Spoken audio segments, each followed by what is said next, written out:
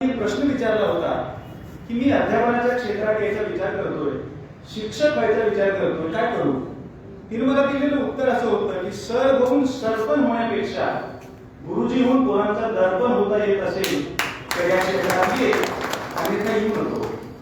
2004 ला माझी आई गेली, पण आशीर्वादाच्या रूपात आज सुद्धा ती माझ्या सोबत आहे. म्हणून मी तुमच्या समोर गुरुजी म्हणून बोलणार आहे. या माझ्या मांडणीची सुरुवात करण्यापूर्वी औपचारिकतेचा भाग म्हणून मला या व्याख्यानमालेसाठी निमंत्रित केलं, याबद्दल सुरुवातीलाच मी आभार व्यक्त करतो. या पहिल्या पुष्पाचे सन्माननीय अध्यक्ष आदिनाथजी सांगवे साहेब आपल्या सुरुवातीच्या अध्यक्षीय मनोगतामध्ये त्यांनी एकंदरीत बसवेश्वरांच्या विचाराबद्दलची मांडणी केली, त्यांच्याबद्दल कृतज्ञता व्यक्त करतो. या ठिकाणी मोहनराव पाटील अगदी आवर्जून या कार्यक्रमाला उपस्थित आहेत, त्यांच्याविषयी मी कृतज्ञता व्यक्त करतो. महाविद्यालयाचे प्राचार्य यांच्याविषयी कृतज्ञता व्यक्त करतो. रेड्डी सरांविषयी कृतज्ञता व्यक्त करतो. वाणी सरांविषयी कृतज्ञता व्यक्त करतो. ज्यांचं वक्तृत्व, ज्यांचं व्यासंग आणि ज्यांची मांडणी ऐकत ऐकत आम्ही मोठे झालेलो आहोत असे आदरणीय रोडे सर समोर आहेत. एका अर्थानं आशीर्वाद पण आहे आणि दुसऱ्या अर्थानं दर्पण पण आहे. सरांविषयी मी कृतज्ञता व्यक्त करतो. माझे मित्र हरीश या ठिकाणी आलेले आहेत, त्यांच्याबद्दल मी कृतज्ञता व्यक्त करतो. दशरथ माझा मित्र आलाय, त्याच्याबद्दल मी कृतज्ञता व्यक्त करतो. ज्यांनी आवर्जून मला या ठिकाणी निमंत्रित केलं असे रत्नाकर सर यांच्याबद्दल पण मी कृतज्ञता व्यक्त करतो. तुम्हा सगळ्यांबद्दल, सूत्रसंचालकांबद्दल पण मी कृतज्ञता व्यक्त करतो. ही कृतज्ञता मी यासाठी व्यक्त करतो आहे की याच्यानंतर मी जे काही मांडेन ते कदाचित तुम्हाला पटणार नाही, कदाचित पचणार पण नाही. साधारणतः 5:45 झाले. मला माहित नाही या व्याख्यानमालेमध्ये 45 वर्षाची ही व्याख्यानमाला झाली आहे. याचा अर्थ आता तुम्हाला बसण्याची तयारी तुमची आता असेल असं मी गृहीत करतो. साधारणतः 1.25 ते 1.5 तास बोलावं असा माझा विचार आहे. यामुळे कदाचित असं होईल की इतका वेळ वक्त्याने बोलायचं असतं का असं तुम्हाला वाटेल. पण मी जन्म जरी लातूरचा असला तरी आलोय नांदेडवरून. नांदेड ही पुरणकरांची भूमी आहे. तुम्ही उठून जरी गेला तरी मी बोलत राहील, एवढा विनम्र उद्धटपणा माझ्याकडे आहे. हे अगदी सुरुवातीलाच मी सांगतो आणि मी माझ्या मांडणीला सुरुवात करतो. मी मांडणी करण्यापूर्वी एक महत्वाचा खुलासा मला द्यायचा आहे की जो विषय मी दिलाय तो आहे भूता परस्पर जडो मैत्र जीवांचे. कदाचित तुम्हाला असं वाटू शकतं की मी या विषयाच्या माध्यमातून ज्ञानेश्वरीवरचं काहीतरी निरूपण करणार आहे. मी बिलकुलही निरूपण करणार नाही, कारण जर मला निरूपण करायचं राहिलं असतं तर मी भूता परस्पर पडो मैत्र जीवाचे हीच पसायदानामधली ओळ घेतली असते. मी ती ओळ न घेता पडोच्या ऐवजी जडो असा शब्द त्या ठिकाणी ठेवलेला आहे. अर्थात ज्ञानेश्वरांना वाट पुसतच मी माझी मांडणी करण्याचा प्रयत्न करणार आहे, पण माझ्या व्याख्यानाकडे कृपा करून पसायदानाचं निरूपण या पद्धतीने पाहण्यात येऊ नये अशी सुरुवातीला मी एक अपेक्षा व्यक्त करतो. दुसरी महत्वाची गोष्ट, भारतीय तत्वज्ञान, भारतीय परंपरा, भारतीय महामानव यांच्याबद्दल आणि भारतीय संस्कृतीबद्दल माझ्या मनामध्ये आदर आहे. पण याचा अर्थ असा अजिबात नाही की भारतीय संस्कृतीमधल्या, भारतीय परंपरेमधल्या मला खटकणाऱ्या गोष्टीबद्दल मी बोलणार नाही. मी त्याबद्दलही बोलेन. आणि याच्या जोडीला भारतामध्ये नसलेले पण एकूण चिंतनामध्ये अत्यंत महत्वाची भर घातलेले जे पाश्चात्य विचारवंत असतील, युरोपियन विचारवंत असतील, अमेरिकी विचारवंत असतील, त्यांचे दाखले सुद्धा मी माझ्या मांडणीमध्ये तुमच्या पुढे ठेवण्याचा प्रयत्न करेन. मला याची जाणीव आहे, माझं जेवढं वय नाही तेवढं या व्याख्यानमालेचं वय आहे. म्हणजे माझ्या वयापेक्षा सुद्धा ही व्याख्यानमाला मोठी आहे. पण हे जरी खरं असलं तरी सुद्धा वक्त्यांना आपल्या वयाचा विचार न करता आपल्या वाचनाच्या वयावरती बोलायचं असतं असं मानणाऱ्यांपैकी मी आहे. म्हणून भूता परस्पर जडो मैत्र जीवाचे या विषयाच्या मांडणीला मी सुरुवात करतो. मी उद्घाटकांची अनुमती देतो, कारण अध्यक्ष अनुपस्थित आहेत. उद्घाटकांनी अनुमती द्यावी आणि श्रोत्यांनी टाळ्या वाजवून अनुमती द्यावी, कारण मी असं मानणाऱ्यांपैकी आहे ना. तरी बालक गोबडा बोली की वाकडा विचुका पावली, ते चोज करून माऊली रिझे जेवी, जैसे शारदीयेचे चंद्र कळे माझी अमृत कनक कोवळे ते वेचिता मने मवाळे चकोर तळगे तैसे तुम्ही श्रोता अनुभवावे या मनोगता अति हळूवारपणा चित्त अनुनिया. इसवी सनाच्या 13व्या शतकात आपल्या वेगळ्या पद्धतीच्या तत्वज्ञानाची मांडणी करत असताना ज्ञानेश्वर सुरुवातीला श्रोत्यांना वंदन करतात. म्हणजे परमेश्वरापेक्षा गुरुपेक्षा त्यांना श्रोता महत्वाचा वाटतो. कारण श्रोता यासाठी महत्वाचा असतो, जर श्रोत्याचं अवधान असेल तरच मांडणी पुढे जात असते. कुठलाही वक्ता एकही पाऊल स्वतंत्रपणाने उचलू शकत नसतो. त्यानं अर्ध पाऊल उचलायचं असतं आणि उरलेलं अर्ध पाऊल श्रोत्यांनी उचलायचं असतं. जर दोघांची अर्धी अर्धी पावलं एकत्र आली तर विचाराची शब्द पंढरीची दिंडी पुढे चालत असते. माझी अशी अपेक्षा आहे, मी अर्ध पाऊल उचलणार आहे, अर्ध्या पाऊल उचलण्याची जबाबदारी मी तुमच्यावरती सोपवतो आहे.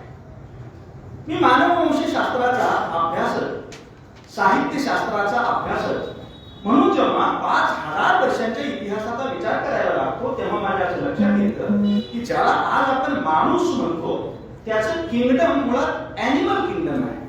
माणूस हा ॲनिमल किंगडमचा एक सदस्य आहे. 13 अब्ज वर्षापूर्वी ही सृष्टी अस्तित्वात आली. त्यानंतर 1 अब्ज वर्षांनी पृथ्वीचा जन्म झाला. त्यानंतर काही अब्ज वर्षांनी प्राणीसृष्टीतले वेगवेगळे आविष्कार प्रकट झाले आणि आता 20 ते 25 हजार वर्षांपूर्वी ज्याला आपण आता माणूस किंवा शास्त्रीय भाषेमध्ये होमो सॅपियन सॅपियन म्हणतोय त्याचा उदय झालेला आहे.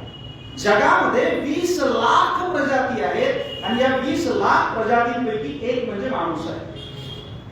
माझा स्वतःचा असा विश्वास आहे की जगातल्या 20 लाख प्रजातींपैकी सगळ्यात कमजोर कोण असेल तर माणूस आहे. सगळ्यात निर्बल कोण असेल तर माणूस आहे. सगळ्यात परावलंबी कोण असेल तर माणूस आहे. म्हणून माणूस जो आहे त्यानं परावलंबी असताना, निर्बल असताना सुद्धा जे काही निर्माण केले ते मात्र आश्चर्यचकित करणार आहे. आपल्याला प्रश्न पडतो असं कसं झालं? 20 लाख प्रजातींपैकी एकटा माणूसच या सृष्टीचा जगत विधाता म्हणून पुढे कसा आला? याची कारण काय आहेत? ही कारण आपण शोधायला लागलो की आपल्या लक्षात ते टप्पे यायला लागतात. माणूस असा आहे की ज्याची उत्क्रांती झाली. बाकीच्या प्राण्यांची झाली नाही का? बाकीच्याही प्राण्यांची उत्क्रांती झाली, पण बाकीच्या प्राण्यांची केवळ आणि केवळ जैविक उत्क्रांती झाली. माणसाच्या जैविक उत्क्रांती सोबत त्याची सांस्कृतिक उत्क्रांती सुद्धा झालेली आहे. सगळे प्राणी बायोलॉजिकल इव्होल्यूशन मधून पुढे आले, माणूस मात्र बायोलॉजिकल इव्होल्यूशनच्या जोडीला कल्चरल इव्होल्यूशनच्या माध्यमातून उत्क्रांत झालेला आहे. आणि त्याच्या उत्क्रांतीमध्ये काही महत्त्वाचे टप्पे. माणसाच्या उत्क्रांतीमधला पहिला टप्पा कोणता असेल तर तो आहे अग्नीचा शोध. माणसाने अग्नीचा शोध घेतला आणि अग्नीच्या शोधाच्या नंतर माणसाची खानपानाची पद्धत बदललेली आहे. अन्यथा कंदमुळं जमा करून किंवा जे प्राणी आहेत त्या प्राण्यांचं कच्चं मांस सुद्धा प्राशन करण्याचा प्रयत्न माणसाकडून केला जात होता. ही पहिला टप्पा आहे माणसाच्या उत्क्रांतीमधला, ज्याला आपण म्हणतो अग्नीचा शोध. दुसरा शोध लागला चाकाचा शोध. चाकाच्या शोधाने माणसाला एका जागेवरून दुसऱ्या जागेवरती जाता येतं हे लक्षात आलं. माणसाच्या उत्क्रांतीमधला जो तिसरा टप्पा आहे तो आहे शेतीचा शोध. शेतीच्या शोधाने माणसाला स्थैर्य दिलं. या स्थैर्यातून माणूस नदीच्या काठावरती थांबू लागला आणि नदीच्या काठावर थांबता थांबता माणसानं संस्कृती जन्माला घातलेली आहे. या शेतीच्या शोधानंतर चौथा महत्वाचा शोध आहे, त्याला म्हटलं जातं भाषेचा शोध. अन्य कुठल्याही प्राण्यांनी भाषा शोधली नाही. ते एकमेकांशी संवाद साधतात, पण त्याला कम्युनिकेशन म्हणता येणार नाही, त्याला संप्रेषण म्हणता येणार नाही. माणसाने भाषेचा शोध लावला आणि भाषेच्या शोधाच्या बळावरती अगोदरच्या सगळ्या शोधाचं डॉक्युमेंटेशन करणं माणसाला शक्य झालं. पण मी या सगळ्या वैज्ञानिक गोष्टी तुमच्याशी बोलण्यासाठी आलेलो नाही. या सगळ्या शोधांबद्दल वेगवेगळ्या विज्ञानामध्ये बोललं जातं, पण एक शोध मात्र दुर्लक्षित राहतो. म्हणजे अग्नीचा शोध लागला, चाकाचा शोध लागला, शेतीचा शोध लागला, भाषेचा शोध लागला, पण यातून मानवी संस्कृती जन्माला आली नाही, यातून मानवी सभ्यता जन्माला आली नाही.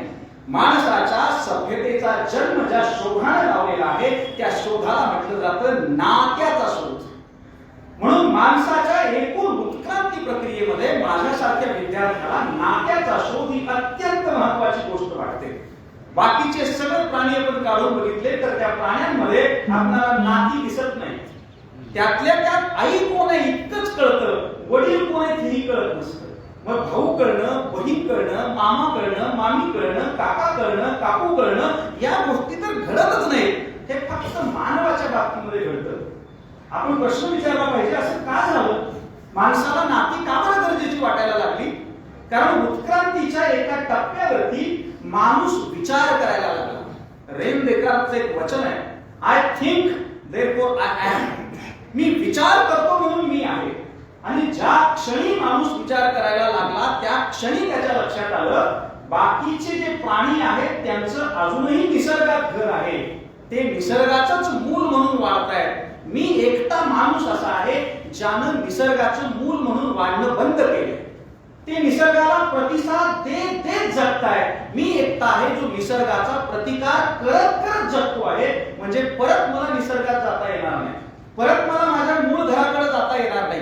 हे माणसाला त्या विचाराच्या बळावरती कळलं. आणि त्याच्या जोडीला त्याला हेही कळलं की एक क्षण असा येणार आहे ज्या क्षणी मी या सृष्टीतून नामशेष होणार आहे. बाकीच्या कोणत्याही प्राण्याला मृत्यूची जाणीव नाही, माणसाला मृत्यूची जाणीव आहे. आणि आपलं घर हरवलं याची सुद्धा जाणीव आहे. आपण आपल्या मूळ घरी परतू शकत नाही आणि एका क्षणी आपला मृत्यू होणार आहे. यामुळं घाबरलेल्या माणसाने काय करावं? या घाबरलेल्या माणसाने धर्म जन्माला घातले. या घाबरलेल्या माणसाने परमेश्वर जन्माला घातला. या घाबरलेल्या माणसाने तत्वज्ञान जन्माला घातली. या घाबरलेल्या माणसाने सभ्यता जन्माला घातली. म्हणजे ज्याला आपण आज माणूस म्हणतो आहोत त्याला जर मानव म्हणून जगायचं असेल तर त्यानं ज्यांना ज्यांना जन्माला घातलंय त्यांचा हात पकडत पकडतच त्याला पुढे जावं लागणार आहे. याचा आपल्याला विसर पडता कामा नये. संत ज्ञानेश्वर इसवी सनाच्या 13व्या शतकात ज्ञानेश्वरी लिहून झाल्यानंतर परमेश्वराकडे बसायला मागत असताना ते केवळ माणसाशी माझं नातं जुळव असं म्हणत नाही. ते केवळ माझे जे कोणी नातेवाईक आहेत त्यांच्याशीच नातं जुळव असं म्हणत नाही, तर ते सृष्टीमधल्या चराचराशी माझं नातं जुळव या पद्धतीने म्हणताय. याचं कारण आहे मित्रांनो, जर माणसाला जगायचं असेल तर काय लागणार आहे? चार्ल्स डार्विननं एक 4 गोष्टींची थिअरी मांडलेली आहे. तो म्हणतो माणसाच्या उत्क्रांतीमधला जो पहिला टप्पा आहे त्या पहिल्या टप्प्याला समायोजनाचा टप्पा असं म्हटलं जातं.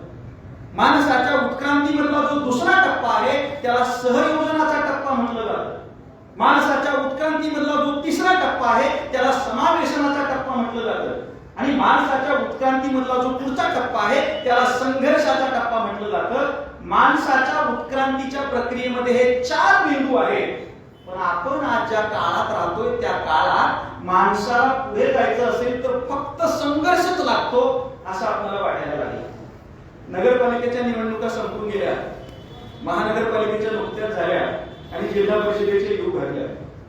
या सगळ्या निवडणुकांमध्ये एक शब्द आपण वाचतो जो माझ्या विषयाशी निगडीत आहे, मैत्रीपूर्ण लढत. आणि त्या लढतीचं स्वरूप आपण जेव्हा बघतो निकाल लागल्याच्या नंतर, निवडणूक चालू असताना आणि निवडणुकीचा निकाल लागल्याच्या नंतर सुद्धा त्या लढतीला जर आपण मैत्रीपूर्ण म्हणणार असू तर कृपा करून मैत्री या शब्दाचा शब्दकोशातला अर्थ बदलून टाकावा. कारण ही जर मैत्री असेल तर त्या मैत्री याला असणारं लांछन दुसरं कोणतंच असू शकत नाही. मी स्वतः वेगवेगळ्या सामाजिक विज्ञानाचा विद्यार्थी म्हणून काय करतो, आपल्याकडे ज्या निवडणुका होतात ना आणि जे निवडणुकीचे निकाल लागतात आणि आपल्याकडे जे राजकारण चालतं ते राजकारण म्हणजे आपण लिटमस टेस्ट या पद्धतीने बघितलं पाहिजे. समाजाचं आरोग्य नेमकं कसं आहे हे सांगण्यासाठी निवडणुका आपल्याला खूप मदत करतात. आपण विधानसभेच्या निवडणुकीत महाराष्ट्राचं आरोग्य बघितलं, थोडं बरं वाटत होतं. नगरपालिकेच्या झाल्या, अरे बापरे वाटायला लागलं. महानगरपालिकेच्या झाल्या, अरे बापरे वाटायला लागलं. आता जिल्हा परिषदेमध्ये तर किती बापरे लावायचे हा आपल्या समोरचा प्रश्न आहे. हे कशामुळं? कारण राजकारण करायचं असेल तर फक्त संघर्षच महत्वाचा आहे, यश मिळवायचं असेल तर फक्त संघर्षच महत्वाचा आहे असं आपल्याला वाटायला लागले. 5000 वर्षांचा मानवी संस्कृतीचा इतिहास असं सांगतो की जर तुम्हाला जगायचं असेल तर क्रौर्याच्या मार्गाने जगता येत नाही. 5000 वर्षांमध्ये 10,000 युद्ध झाली असतील पण त्या युद्धाचे लागलेले जे निकाल आहेत त्या निकालातून कुणालाही युद्धाचा मार्ग निवडावा वाटलेला नाही. आणि त्यातल्या त्यात आपण ज्यांना ज्यांना आपण महामानव म्हणून निवडलेलं आहे त्यापैकी कुणीही युद्धाच्या मार्गाचं थेट समर्थन केलेलं नाही. म्हणजे क्रौर्याचा मार्ग हा माणसासाठी कामाचा नाही. दुसरा मार्ग कायद्याचा मार्ग आहे. 1215 मध्ये मॅग्ना चार्टा नावाची सनद आली आणि त्या सनदेच्या माध्यमातून जगात जर कायदे अस्तित्वात आले तर माणूस सुखी राहू शकतो असं लोकांना वाटायला लागलं. क्रौर्याचा मार्ग माणसाच्या सौख्यासाठी नाही, मग कायद्याचा मार्ग असू शकतो का? 1215 पासून ते आपण 2026 पर्यंत आलेलो आहोत. कायद्याच्या मार्गाने सुद्धा आपल्याला सौख्य मिळत नाही, कायद्याच्या मार्गाने सुद्धा आपल्याला समाधान मिळत नाही. मग तिसरा मार्ग कोणता असू शकतो? तो तिसरा मार्ग हा करुणेचा मार्ग आहे. तिसरा मार्ग हा मैत्रीचा मार्ग आहे. तिसरा मार्ग हा स्नेहाचा मार्ग आहे. तिसरा मार्ग हा सौजन्याचा मार्ग आहे. तिसरा मार्ग हा सहिष्णुतेचा मार्ग आहे. पण आपल्या अवतारामधली परिस्थिती अशी आहे की हा मार्ग स्वतः आचरणात आणणारे जे लोक आहेत किंवा या मार्गावरती श्रद्धा ठेवणारे जे लोक आहेत ते सगळ्यात कमी आहेत, सगळ्यात अल्पसंख्य आहेत. मी अल्पसंख्य म्हणणं सुद्धा चुकीचं आहे. मायनॉरिटी मध्ये ते लोक आहेत ज्यांचा सौजन्यावरती विश्वास आहे. कमू शिंदेंनी आपल्या एका कवितेमध्ये म्हटलेलं आहे, या जगाची त्या जगाला ओढ राहिली नाही आणि जिभेच्या द्वेषापोटी साखर आता गोड राहिली नाही. म्हणून केवळ संक्रांत आणि हळदी कुंकू करून आपल्यातले स्नेहबंध वाढत नसतात. या जिभेवरती येणारा जो द्वेष आहे त्या द्वेषाचं काय करायचं? बरं, जिभेवरचा द्वेष राहू देत एक वेळ, मनामध्ये जे विष साचलंय त्याचा आपण नेमकं काय करणार आहोत?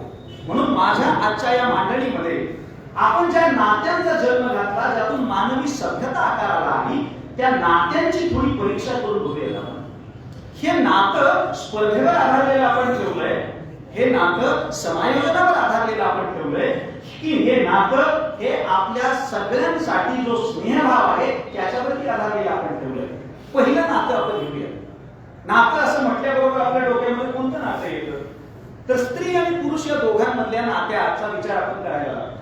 अजून एक महत्वाचा खुलासा, माझ्या विषय मांडणीमध्ये मी मैत्र असा शब्द वापरलेला. कृपा करून मित्र आणि मैत्र याची गल्लत करू नका. मित्र हा शब्द जेव्हा तुमची भावना व्यक्तिवाचक असते तेव्हा त्याला मित्र म्हटलं जातं, पण जेव्हा तुमची भावना वृत्तीवाचक होते तेव्हा मैत्र नावाचा शब्द तयार होतो. मैत्रीपेक्षा मैत्र हा शब्द मोठा आहे, मैत्रीपेक्षा मैत्र हा शब्द व्यापक आहे. आणि मग कोणतंही जे नातं आहे त्या नात्याचा पाया हा मैत्रभाव आहे का हे आपण तपासून घेऊ. पहिलं नातं आपण घेऊया ते म्हणजे नवरा आणि बायकोचं नातं. कारण आपण भारतीय परंपरेबद्दल जेव्हा केव्हा बोलतो तेव्हा आपण असं म्हणतो, तुमच्याकडे बघा कशी लग्न टिकत नाही, आमच्याकडे कशी लग्न टिकतात. लग्न टिकतात याचा आपल्याला कमालीचा अभिमान आहे. एका अर्थानं आपल्या संस्कृतीमधली ती एक अत्यंत महत्वाची व्यवच्छेदक असणारी गोष्ट आहे, कौलच. पण पती आणि पत्नीमधलं जे नातं असतं ते नातं कोणत्या पद्धतीचं असतं? म्हणजे कधीतरी आपल्या नवऱ्याबद्दल काय वाटतं हे बायकोने लिहून काढायला पाहिजे, आणि बायकोबद्दल काय वाटतं ते केवळ मित्रांसोबत न बोलता थोडं नवऱ्यानं पण लिहून काढायला पाहिजे.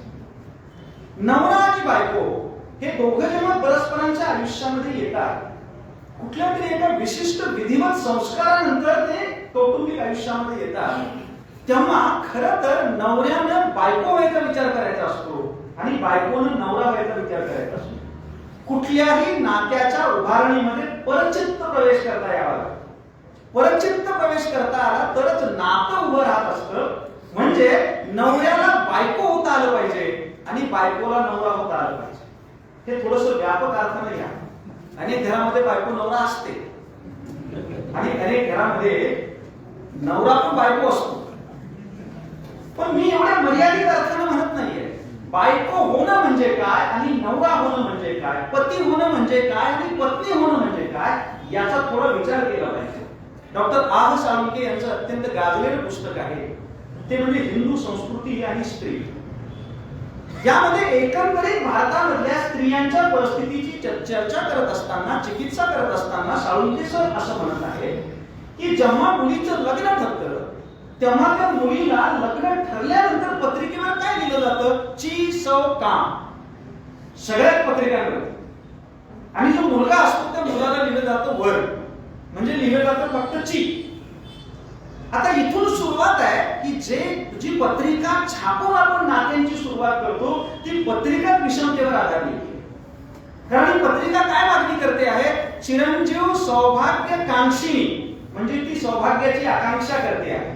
पण नवरा काय करतोय, दुर्भाग्याची, तो पण सौभाग्याचीच आकांक्षा करतोय. लग्न झाल्यावर त्याचंही सौभाग्य उजळणार आहे आणि याचंही हिलाही सौभाग्य प्राप्त होणार आहे. पण असं नाही करत. मुलीसाठी वापरला जाणारा शब्द आहे वधू आणि मुलासाठी वापरला जाणारा शब्द आहे वर. वर म्हणजे वधू जिला वरणार आहे ती, म्हणजे स्वीकारणार आहे, निवडणार आहे ती, आणि वधू म्हणजे वर जिला वधणार आहे ती. याचा अर्थ काय आहे, तिनं तिच्या व्यक्तिमत्वाचा वध केला पाहिजे. तिनं तिचं व्यक्तिमत्व जणू आपण काय केलं पाहिजे, विसर्जित केलं पाहिजे.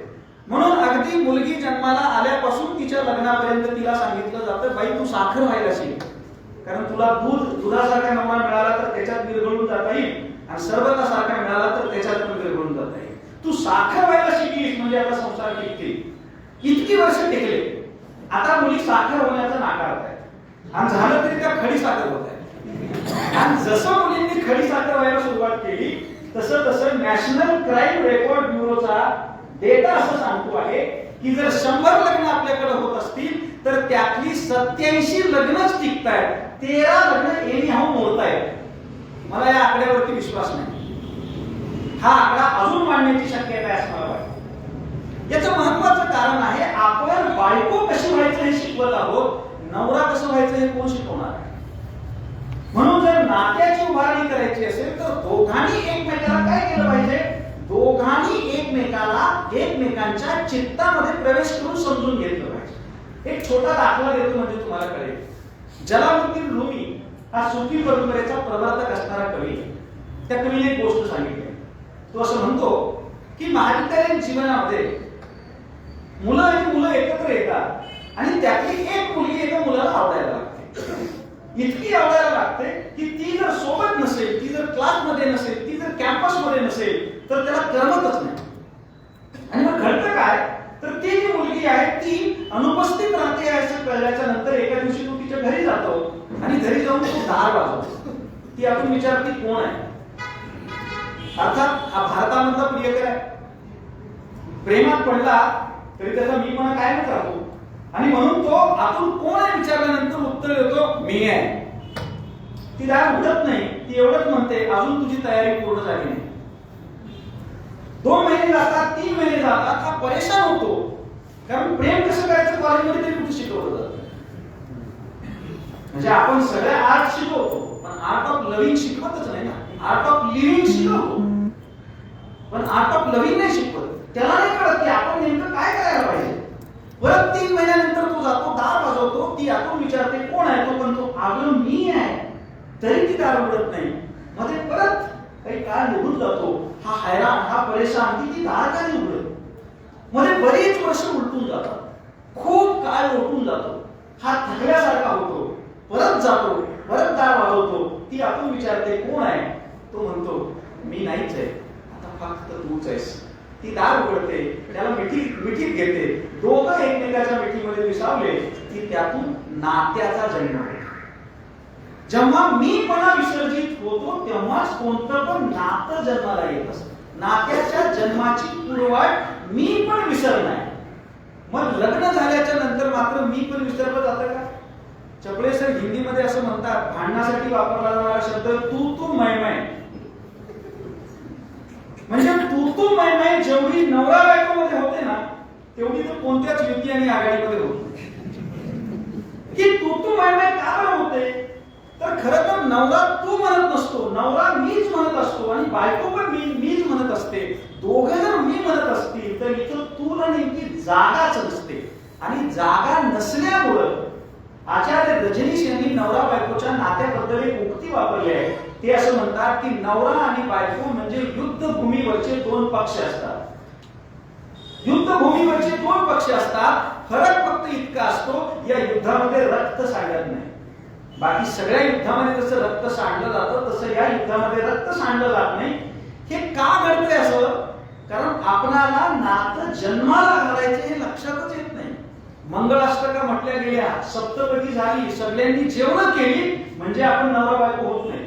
नवरा आणि बायको होण्याची एक प्रोसेस आहे. नातं जन्माला घालण्याची एक प्रोसेस आहे, पण दुर्दैवानं ती प्रोसेस आपल्याला शिकवली जात नाही.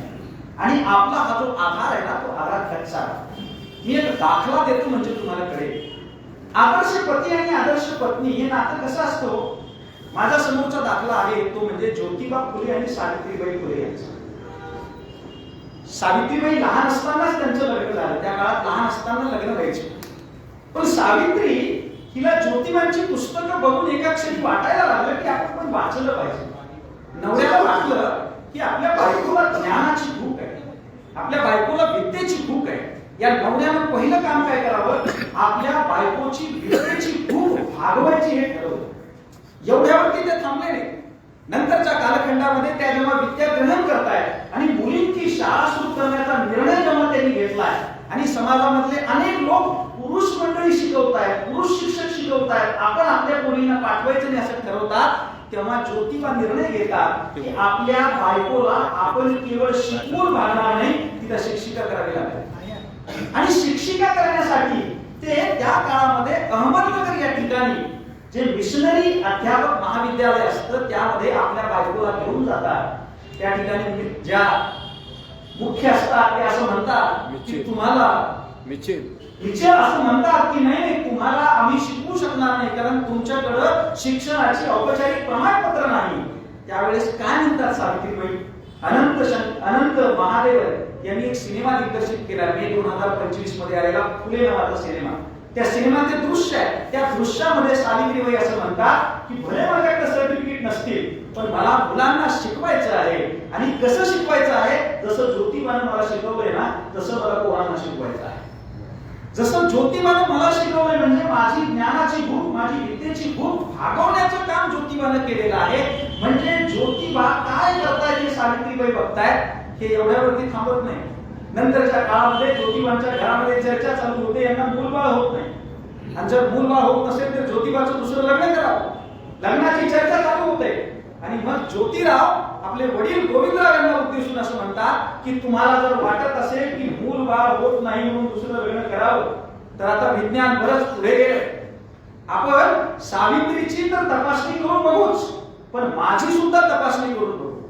सावित्रीमध्ये मूल जन्माला घालण्याच्या बाबतीतला दोष निघाला तर मी दुसरं लग्न करून घ्यायला तयार आहे. पण जर माझ्यात जर दोष निघाला तर तुम्ही सावित्रीचं दुसरं लग्न करून द्यायला तयार आहात का? हा प्रश्न आपल्या पालकांना, आपल्या घरच्यांना विचारण्याचं धाडस हे ज्योतिबा का दाखवू शकतात? कारण ते सावित्रीच्या जागी जाऊन विचार करतात. आणि सावित्री शिक्षिका होण्याचा निर्णय का बरं घेते? कारण ती ज्योतिबाच्या जागी जाऊन विचार करते. हे एकमेकांच्या जागी जाणं हे आपलं हळूहळू कमी होत चाललंय. इतिहासामध्ये आपण काहीतरी जोड्या अपवाद म्हणून सांगतो की हे आदर्श पती पत्नी होते, अन्यथा पतीच्या समोर सातत्याने नम्र होऊन आपलं पूर्ण व्यक्तिमत्व विसर्जित करणारी स्त्री म्हणजेच आदर्श स्त्री असं आपल्याकडे मानलं जातं. मी आपल्याकडे मानलं जातं म्हटल्यानंतर मी भारतीय संस्कृतीवरती टीका करतो असं समजू नका. सोबतच आपण पाश्चात्य जगतामधल्या स्त्री आणि पुरुषांचा विचार करतो तेव्हा काय दिसतं? इंग्रजी भाषेचे अभ्यासक असणारे काही लोक माझ्यापुढे असतील. इंग्रजीमध्ये स्त्रीसाठी वापरले जाणारे दोन शब्द आहेत. एक शब्द वुमन आणि दुसरा शब्द फिमेल. याचं ओरिजिन कुठून आलं याचा जर आपण शोध घेतला तर भाषाशास्त्रज्ञ हे सांगायला लागले जातात ज्याला तुम्ही वुमन म्हणता तो शब्द WO + MEN आणि फिमेल हा शब्द FE + MALE यापासून बनलेला आहे. आणि वुमनचा अर्थ काय होतो? WO याचा अर्थ आहे tail. Tail of men is called as woman. आणि जिला तुम्ही फिमेल म्हणताय FE म्हणजे काय? Unwanted substance. Unwanted substance of male is called as female and tail of male is called as woman. याला बायबल मधला दाखला जो आहे ना तो आपण दृष्टांत म्हणून वापरू शकतो. बायबल मध्ये आदम आणि ईव यांचा जन्म झाल्याच्या नंतर पहिलं पाप जगात कोण केलं तर ते ईवनं केलं. कारण न विचारता ज्ञान वृक्षाचं फळ खाल्लं आणि त्याच्यानंतर स्त्रीच्या आयुष्याचे भोग सुरू झाले असं बायबल सांगतं. पुराण वेगळं सांगत नाही आणि वेगवेगळ्या परंपरा सुद्धा वेगळं सांगत नाही. मला असं म्हणायचंय जर आपणाला नात्यामध्ये मैत्रभाव तयार करायचा असेल तर पती आणि पत्नी या नात्यापासूनच आपल्याला तयार करावा लागेल. आणि सगळ्या आयांना माझी विनंती असणार आहे की जसं मुलीला आपण घडवलं पाहिजे म्हणताय त्यापेक्षा मुलाला जास्त घडवण्याची गरज आहे.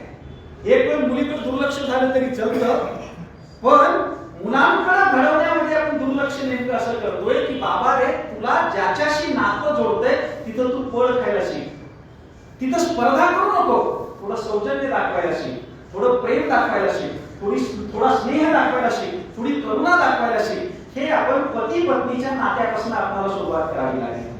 पती पत्नीच्या नात्यामधून जे दुसरं नातं आपल्याकडे जन्माला येतं ते म्हणजे पालक आणि पाल्य हे नातं आहे. पालक आणि पाल्य म्हणजे मुलं बाळ आणि आई वडील यांचं जे नातं आहे त्या नात्यात मैत्रभाव आहे का? तर आपण असं मानतो की साधारणतः मूल किंवा मुलगा किंवा मुलगी 11-12 वर्षाची होईपर्यंत मैत्रभाव आहे. आपण कौतुक करता करता थकत नसतो लेकाचं आणि लेकीचं. इतका गुणी आहे, बिलकुल माझ्या शब्दाच्या बाहेर आहे. मी जसं म्हणेल तसं वागतो. आणि जसं का 12व्या-13व्या वर्षामध्ये तो आला की मग एकमेकीला मैत्रिणी बोलताना म्हणतात आता बिघडूनच गेला, ऐकायलाच तयार नाही, कळतच नाही नेमकं. आता याचा थोडा गंभीर होऊन आपण विचार केला पाहिजे की हे जे वय आहे या वयात पालक पाल्यासोबत कुठल्या पद्धतीने वागतात. बरं, मुळात आपण ज्याला पालक म्हणतो ते पालक होणं म्हणजे नेमकं काय? मी एकच इतिहासामधला मोठा दाखला देईन, तो म्हणजे जिजाऊ महासाहेबांचा दाखला आहे. आदर्श पालकत्व कशाला म्हणतात? तर जे जिजाऊ महासाहेबांनी दाखवलं ना त्याला म्हणतात. खरं तर जिजाऊंच्या वेगळ्या ऍस्पिरेशन्स नसतील का? वेगळ्या महत्वाकांक्षा नसतील का? वेगळ्या इच्छा नसतील का? पण जिजाऊंनी पूर्णपणे शिवाजी नावाचा जो आपल्या पोटी आलेला मुलगा आहे त्या मुलावरती जडणघडण करण्यासाठीच आपलं आयुष्य खर्च केलं. याचा अर्थ फक्त स्त्रीने करायला असं म्हणत नाही, पण पालकांनी मुलाच्या जोडीनं हळूहळू मोठं व्हायचं असतं. हे मोठं होणं म्हणजे काय ते तुम्हाला सांगतो. आपण बसवेश्वरांबद्दल बोललो, आपण गौतम बुद्धाबद्दल बोललो, आपण बाबासाहेबांबद्दल सुद्धा या ठिकाणी बोललो. म्हणजे भारत हा जगाच्या पाठीवरचा असा एकमेव देश आहे ज्या देशात जसं तत्वज्ञान आहे तसं जगात कुठंच नाही. पण भारत हा जगाच्या पाठीवरती असा एकमेव देश आहे एवढं उत्तम तत्वज्ञान आहे, पण फक्त बोलण्यात आहे, आचरणात नाही. तत्वज्ञान आमच्यासाठी फक्त बोलण्याचा, सांगण्याचा, लिहिण्याचा विषय आहे, तो आम्ही आमच्या आचरणाचा विषय बनवलेला नाही. आणि पालक म्हणून सुद्धा आपण जे तत्वज्ञान आत्मसात केलेलं आहे तो ते आपण व्यवहारामध्ये आणत नाही. एकच दाखला तुम्हाला देतो. आता आपल्याकडे बहुतांशी पीटीएम होतात, म्हणजे पॅरेंट टीचर मीट होतात, पालक मेळावे होतात. पालक मेळाव्यासाठी जेव्हा आपण शाळेमध्ये जातो तेव्हा आपल्याला असं वाटत असतं की आपण आपल्या लेकराची तक्रार करावी. पण पुन्हा वाटते की आपण लेकराची तक्रार केली तर बरं दिसणार नाही. मग आपण लेकराची तक्रार करत नाही आणि मग जेव्हा आपली लेकरं चांगलं वागत नाही तेव्हा लेकराच्या तक्रारीऐवजी आपण शाळेची तक्रार करायला लागतो. एक किस्सा तुम्हाला सांगतो. एक कविता आहे संजय चौधरी नावाच्या एका कवीची. एक 6व्या वर्गामध्ये शिकणारी मुलगी असते, ती घरी येते आणि घरी आल्याच्या नंतर सर काय ठरवते की आम्हाला आता पालक बैठकीला जायचंय. आणि पालक बैठकीला जायचं असेल तर मग आपली आई बाकीच्या मैत्रिणीच्या आयांपेक्षा देखील दिसली पाहिजे. आणि म्हणून ती आईला वेगवेगळ्या पद्धतीची मागणी करायला लागते. पहिल्यांदा ती आईला असं उद्देशून म्हणते, आई ग तू माळ का नाही घालत सोन्याची पिवळी धर्म गळावर? आई ग तू माळ का नाही घालत सोन्याची पिवळी धर्म गळावर? दुसरा प्रश्न विचारते, आई ग तू अंगठी का नाही घालत सोन्याची छान छान खड्याची? आता या ठिकाणी आई काय उत्तर देणार आहे? मला पालकत्व समजून घ्यायचं बरं का. पालकत्व म्हणजे त्या मुलीला काय वाटत असेल, तिची मैत्रिणीची आई चांगली साडी घालून येते, चांगले दागदागिने घालून येते, हातामध्ये चांगल्या अंगठ्या घालून येते. जर माझ्या मैत्रिणीची आई असे येत असेल तर माझ्या आईने पण आलं पाहिजे. मग समजा ती आई जर म्हणायला लागली, घातलं असतं का हिऱ्याची अंगठी, घातली असते का सोन्याची माळ, सोनं जेव्हा स्वस्त होतं तेव्हा तुझ्या बापाला 100दा सांगितलं पण माझा ऐकलं तर शपथ मी म्हणून टिकले, दुसरी कुणी सुद्धा टिकली नसती. घेतलंच नाही तर मी काय करू? मुलीनं केलेल्या मागणीच्या नंतर नवऱ्याचा उद्धार करण्याची योग्य जागा म्हणून जर बायको संदर्भात स्पष्टीकरण करत असेल तर मात्र त्या मुलीच्या मनात जे संस्काराचं बी आपल्याला रुजवायचंय, जे स्नेहाचं, जे मैत्रभावाचं बी रुजवायचंय ते आपण रुजवू शकणार नाही. म्हणून या कवितेतली आई आपल्या मुलीला उद्देशून काय म्हणते बघा. मुलगी म्हणते, आई तू अंगठी का नाही घालत सोन्याची छान छान खड्याची? आई मुलीला उद्देशून म्हणते, बाळा तूच लपेट तुझी एवढी नाचरी बोटं माझ्या बोटांभोवती, हीच मौल्यवान अंगठी. आईला ती म्हणते, आई ग तू माळ का नाही घालत सोन्याची पिवळी धर्म गळावर? बछड्या तूच मार गळ्याला घट्ट मिठी, ही सोन्यापेक्षा सुद्धा श्रेष्ठ असणारा दागिना. आणि त्यानंतर ती जे म्हणते ते खूप महत्वाचं आहे. त्यानंतर तिनं मारली घट्ट मिठी आईच्या गळ्याला, ओसंडत राहिले पांढरे शुभ्र मोती तिच्या डोळ्यातून आईच्या काळ्याभोर केसांवर. त्यानंतर आई म्हणाली, बाळा, आपल्या आतून उगवून येतात ते दागिने ल्यावे की सजावे, आपल्या आतून उगवून येतात ते दागिने ल्यावे की सजावे. दुसऱ्या झाडाची फुलं माळून एखादं झाड सजल्याचं एकही उदाहरण विश्वाच्या इतिहासात नाही. म्हणून मुलगी म्हणून किंवा मुलगा म्हणून त्यांचे दागिने कोणते आहेत? कारुण्य हा मुलाचा दागिना आहे, करुणा हा मुलाचा दागिना आहे, प्रेम हा मुलाचा दागिना आहे, स्नेह हा मुलाचा दागिना आहे, सौजन्य भाव हा मुलाचा दागिना आहे, सहिष्णुता हा मुलाचा दागिना आहे. आम्ही हे दागिने देतच नाही. आम्ही मुलांना कुठला दागिना देतो? शाळेमध्ये त्याचा निकाल लागल्यावर आपण त्याला किती टक्के पडले विचारत नाही, मित्राला किती टक्के पडले म्हणतो, मैत्रिणीला किती टक्के पडले म्हणतो. जर आपण बाल वयातच त्या मुलांच्या मनात जर स्पर्धेचं विष काढवत असू तर पुढच्या काळामध्ये मैत्र भावाची रुजवणूक किंवा मैत्र भावाचा वृक्ष आपल्यामधून यामधून आपल्या संस्कृतीमधून फलेल फुलेल या पद्धतीची अपेक्षा आपण करू शकत नाही. म्हणून पालक आणि पाल्य जे नातं आहे, हे नातं म्हणजे खऱ्या अर्थानं मैत्र भावाच्या निर्मितीचं नातं आहे. आणि म्हणून आपण मैत्र भाव त्या ठिकाणी निर्माण केला पाहिजे. तिसऱ्या महत्वाच्या नात्याकडे गेलो. आता पालक आणि पाल्य या नात्याच्या नंतर पुढचं महत्वाचं नातं असतं ते म्हणजे मैत्रीचं नातं, म्हणजे मित्रांसोबत असलेलं आपलं नातं. आता या नात्याबद्दल काय बोलावं? संजय चौधरी नावाचे एक कवी मित्राची व्याख्या करताना दशरथ असं म्हणतात, मित्र असतो आपलाच एक अवयव पण दुसऱ्या आईच्या पोटी जन्माला आलेला. मित्र कोण आहे? आपलाच एक अवयव आहे, फरक फक्त असा आहे तो दुसऱ्या आईच्या पोटी जन्माला आला. मला सांगा, माझं उजव्या हातावर जेवढं प्रेम असेल तेवढंच डाव्या हातावर असेल ना? माझं उजव्या डोळ्यावर जेवढं प्रेम असेल तेवढंच डाव्या डोळ्यावर पण असेल ना? माझं उजव्या कानावर जेवढं प्रेम असेल तेवढंच डाव्या कानावर असेल ना? शरीराचा असा नेमका कोणता अवयव आहे की ज्या अवयवावरती आपण कमी प्रेम करू आणि कुठला अवयव आहे ज्याच्यावर आपण जास्त प्रेम करू? सगळ्या अवयवावरती आपण तेवढंच प्रेम करतो. मध्ये मध्ये आपल्याला वाटतं दात किती महत्वाचा नाही, पण अचानक तो दुखायला लागला की मग कळायला लागतं दात किती महत्वाचा आहे.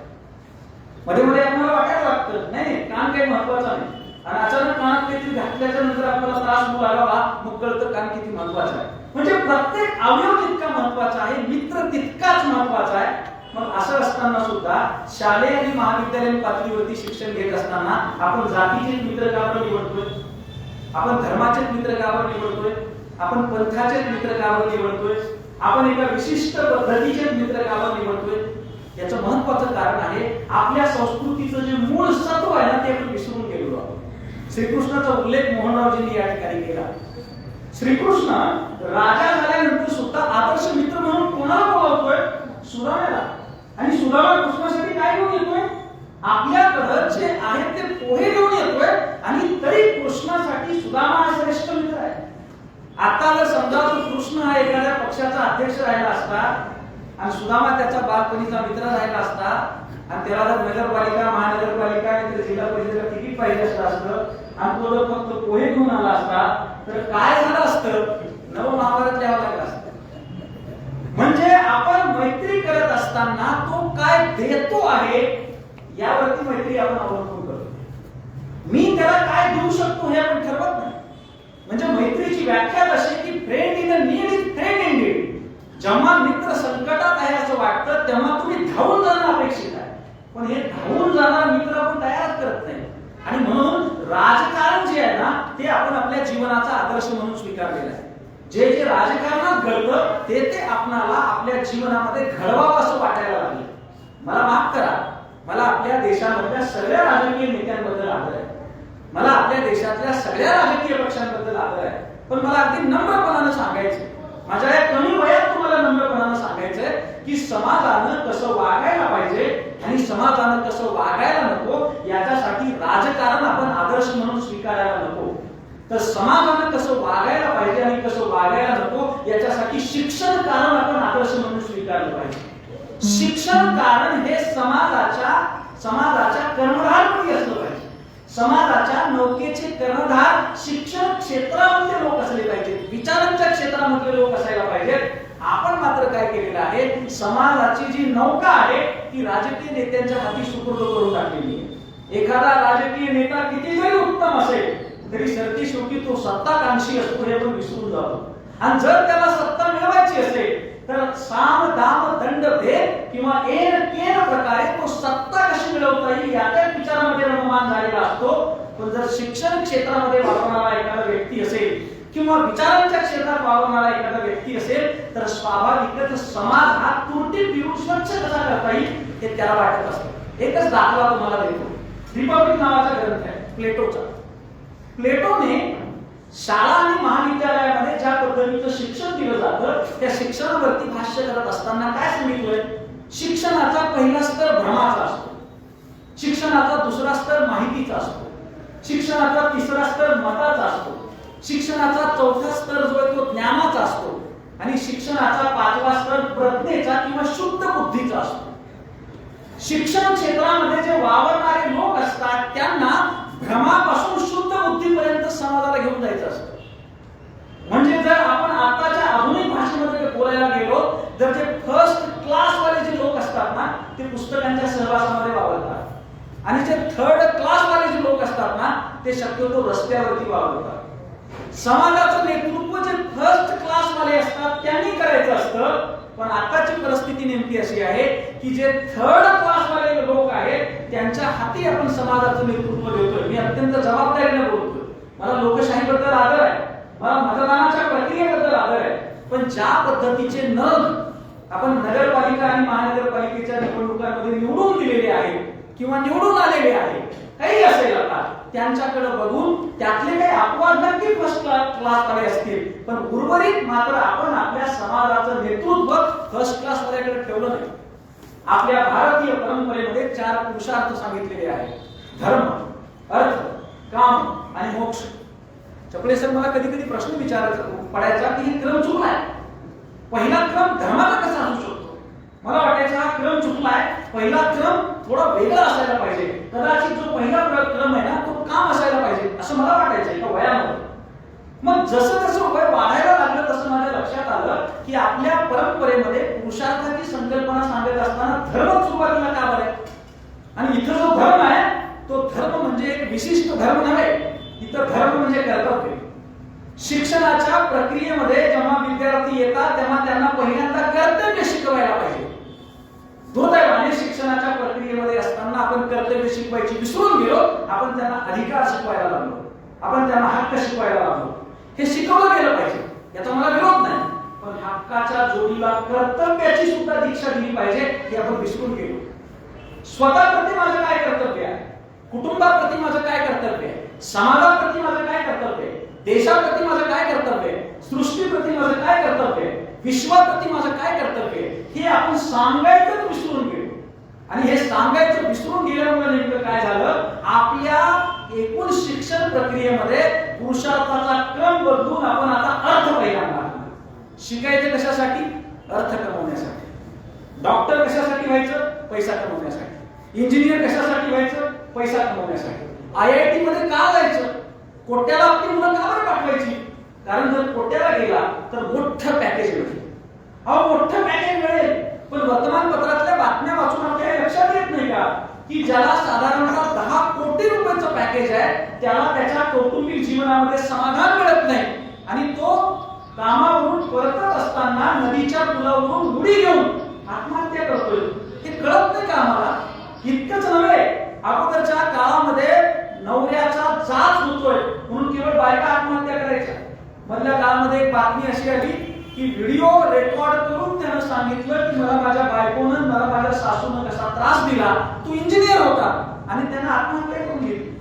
म्हणजे पैसा आम्ही पहिल्यांदा शिकवायला लागलो आणि आमच्या ज्या नवनवीन असणाऱ्या एज्युकेशन पॉलिसीज आहेत त्या संहितेच्या बाबतीमध्ये उत्तम आहे पण अंमलबजावणीच्या पातळीवर जर आपण विचार करायला लागलो त्या सुद्धा सांगायला लागल्या की किती मुलं तुमच्यामुळे नोकरीला लागली, किती मुलं जी आहेत ती तुमच्यामुळे व्यवसाय करायला लागली, अरे किती मुलं उत्तम झालेला लागली, किती मुलं चांगली माणूस झाली, किती मुलांनी दुसऱ्यांना मदत केली. हे आम्ही आउटकम म्हणून सांगायला किंवा विचारात घ्यायला तयार नाही. याचं कारण नेमकं काय आहे? आम्ही आमचं पूर्ण शिक्षण बाजाराच्या हातामध्ये देऊन टाकलं. बाजाराला ज्या पद्धतीची माणसं आहेत त्याच पद्धतीची माणसं तयार करण्याचं काम शिक्षण करत आहे. मी ज्या बसवेश्वर महाविद्यालयामध्ये बोलतो आहे त्या बसवेश्वर महाविद्यालयाचं माझ्यावर फार मोठं गुण आहे. तुम्ही म्हणाल मी तर या महाविद्यालयामध्ये विद्यार्थी नव्हतो तरी म्हणून का बरं आहे? कारण या महाविद्यालयातली पुस्तकं वाचून मी शिकलेलो आहे. आणि या महाविद्यालयाच्या पुढची जी एक कॅन्टीन आहे, जे हॉटेल आहे, त्या हॉटेलमध्ये गप्पा मारत मारत आम्ही कितीतरी रात्री घालवलेली आहे. म्हणजे जो मैत्रभाव आहे, तो मैत्रभाव कसा जगायचा ते या महाविद्यालयाने आम्हाला शिकवलं. आणि हे शिकवत असताना तेव्हा आमच्या नोकरीचं काय होईल हा प्रश्न आम्हाला पडायचा नाही. नोकरीपेक्षा आमच्या चर्चेचे मुद्दे कोणते असायचे? आमच्या चर्चेचा मुद्दा असायचा, बाबा काय म्हणतायत, बाबा आमटेंचं काय म्हणणं आहे, आपण आनंदमेला जायचं का? आम्हाला वाटायचं अभय मग काय म्हणतायत, आम्हाला वाटायचं वेगवेगळे समाजसेवक नेमके काय म्हणतायत. आणि जी समाजसेवकांची एक फार मोठी परंपरा महाराष्ट्रामध्ये आहे, ती तुम्हाला करिअर निवडायला सांगत नाही, ती तुम्हाला कर्तव्य निवडायला सांगते. म्हणून शाळा आणि महाविद्यालय तेव्हा कर्तव्य शिकवायची, आता शाळा आणि महाविद्यालय फक्त करिअर घडवणारे कोचिंग क्लासेस झाले. म्हणजे आपण आपला क्रम बदलून टाकला. आपला क्रम सुरुवातीला धर्म असायला पाहिजे होता. एकदा मला माझं कर्तव्य कळालं आणि मग हातामध्ये पैसा आला तर त्या पैशाचा विनियोग मला करता येतो. म्हणजे धर्माच्या नंतर अर्थ पाहिजे, अर्थाच्या नंतर काम पाहिजे. आयुष्यामध्ये काम केवढा पाहिजे? जेवढं जेवणामध्ये मीठ असतं तेवढाच काम पाहिजे, जेवणामध्ये लोणचं असतं तेवढाच काम पाहिजे. पण आता बाजारपेठ आम्हाला सांगते आहे की नुसतं लोणच्याचं जेवण केलं तरी चालेल. आयुष्य तुम्ही तुमच्या काम जीवनाची किंवा काम तृप्ती करण्यासाठीच तुम्ही तुमचं आयुष्य खर्च केलं पाहिजे. कधीच म्हातारा व्हायचं नाही. जोपर्यंत तुम्ही जिवंत आहात तोपर्यंत तुम्ही भोगलं पाहिजे, अशी सांगणारी एक वेगळ्या पद्धतीची आधुनिक परंपरा आम्ही स्वीकारतोय. म्हणजे काय करतोय? परत मी सांगतोय तुम्हाला, जो मैत्रभाव आपल्या परंपरेमध्ये महत्वाचा होता तो आम्ही विसरून गेलो. म्हणून शिक्षण क्षेत्राने बाजाराचं अनुकरण करणं सोडून द्यावं. आता मी बाजाराचं अनुकरण करणं सोडून द्यावं असं म्हणतोय आणि चहा आलाय म्हणतात. तर तुम्ही चहा घेत घेत ऐकणार आहात माझं. पण तुम्ही जोपर्यंत चहा घेताय तोपर्यंत तुम्हाला बाजार आपल्याला काय करतो हे सांगतो. म्हणजे तुम्हाला कळेल. चहा आलाय म्हणून सांगतो बरं का. कारण चहा हे आपलं शुद्ध भारतीय पेय आहे. म्हणजे चहा इतकं भारतीय आहे की आज सगळ्यात चांगला चालणारा व्यवसाय आपल्या महाराष्ट्रामध्ये भारतात कुठला असेल तर तो चहाच आहे. म्हणजे अनेक ठिकाणी माझं पहिलं प्रेम म्हणजे चहा इथपर्यंत लोक म्हणतात. दुसरं तर सोडून द्या, पहिलं प्रेम माझा चहा आहे. म्हणजे बाजार आपल्याला वेळ कसा लावतो याची एक गोष्ट आहे.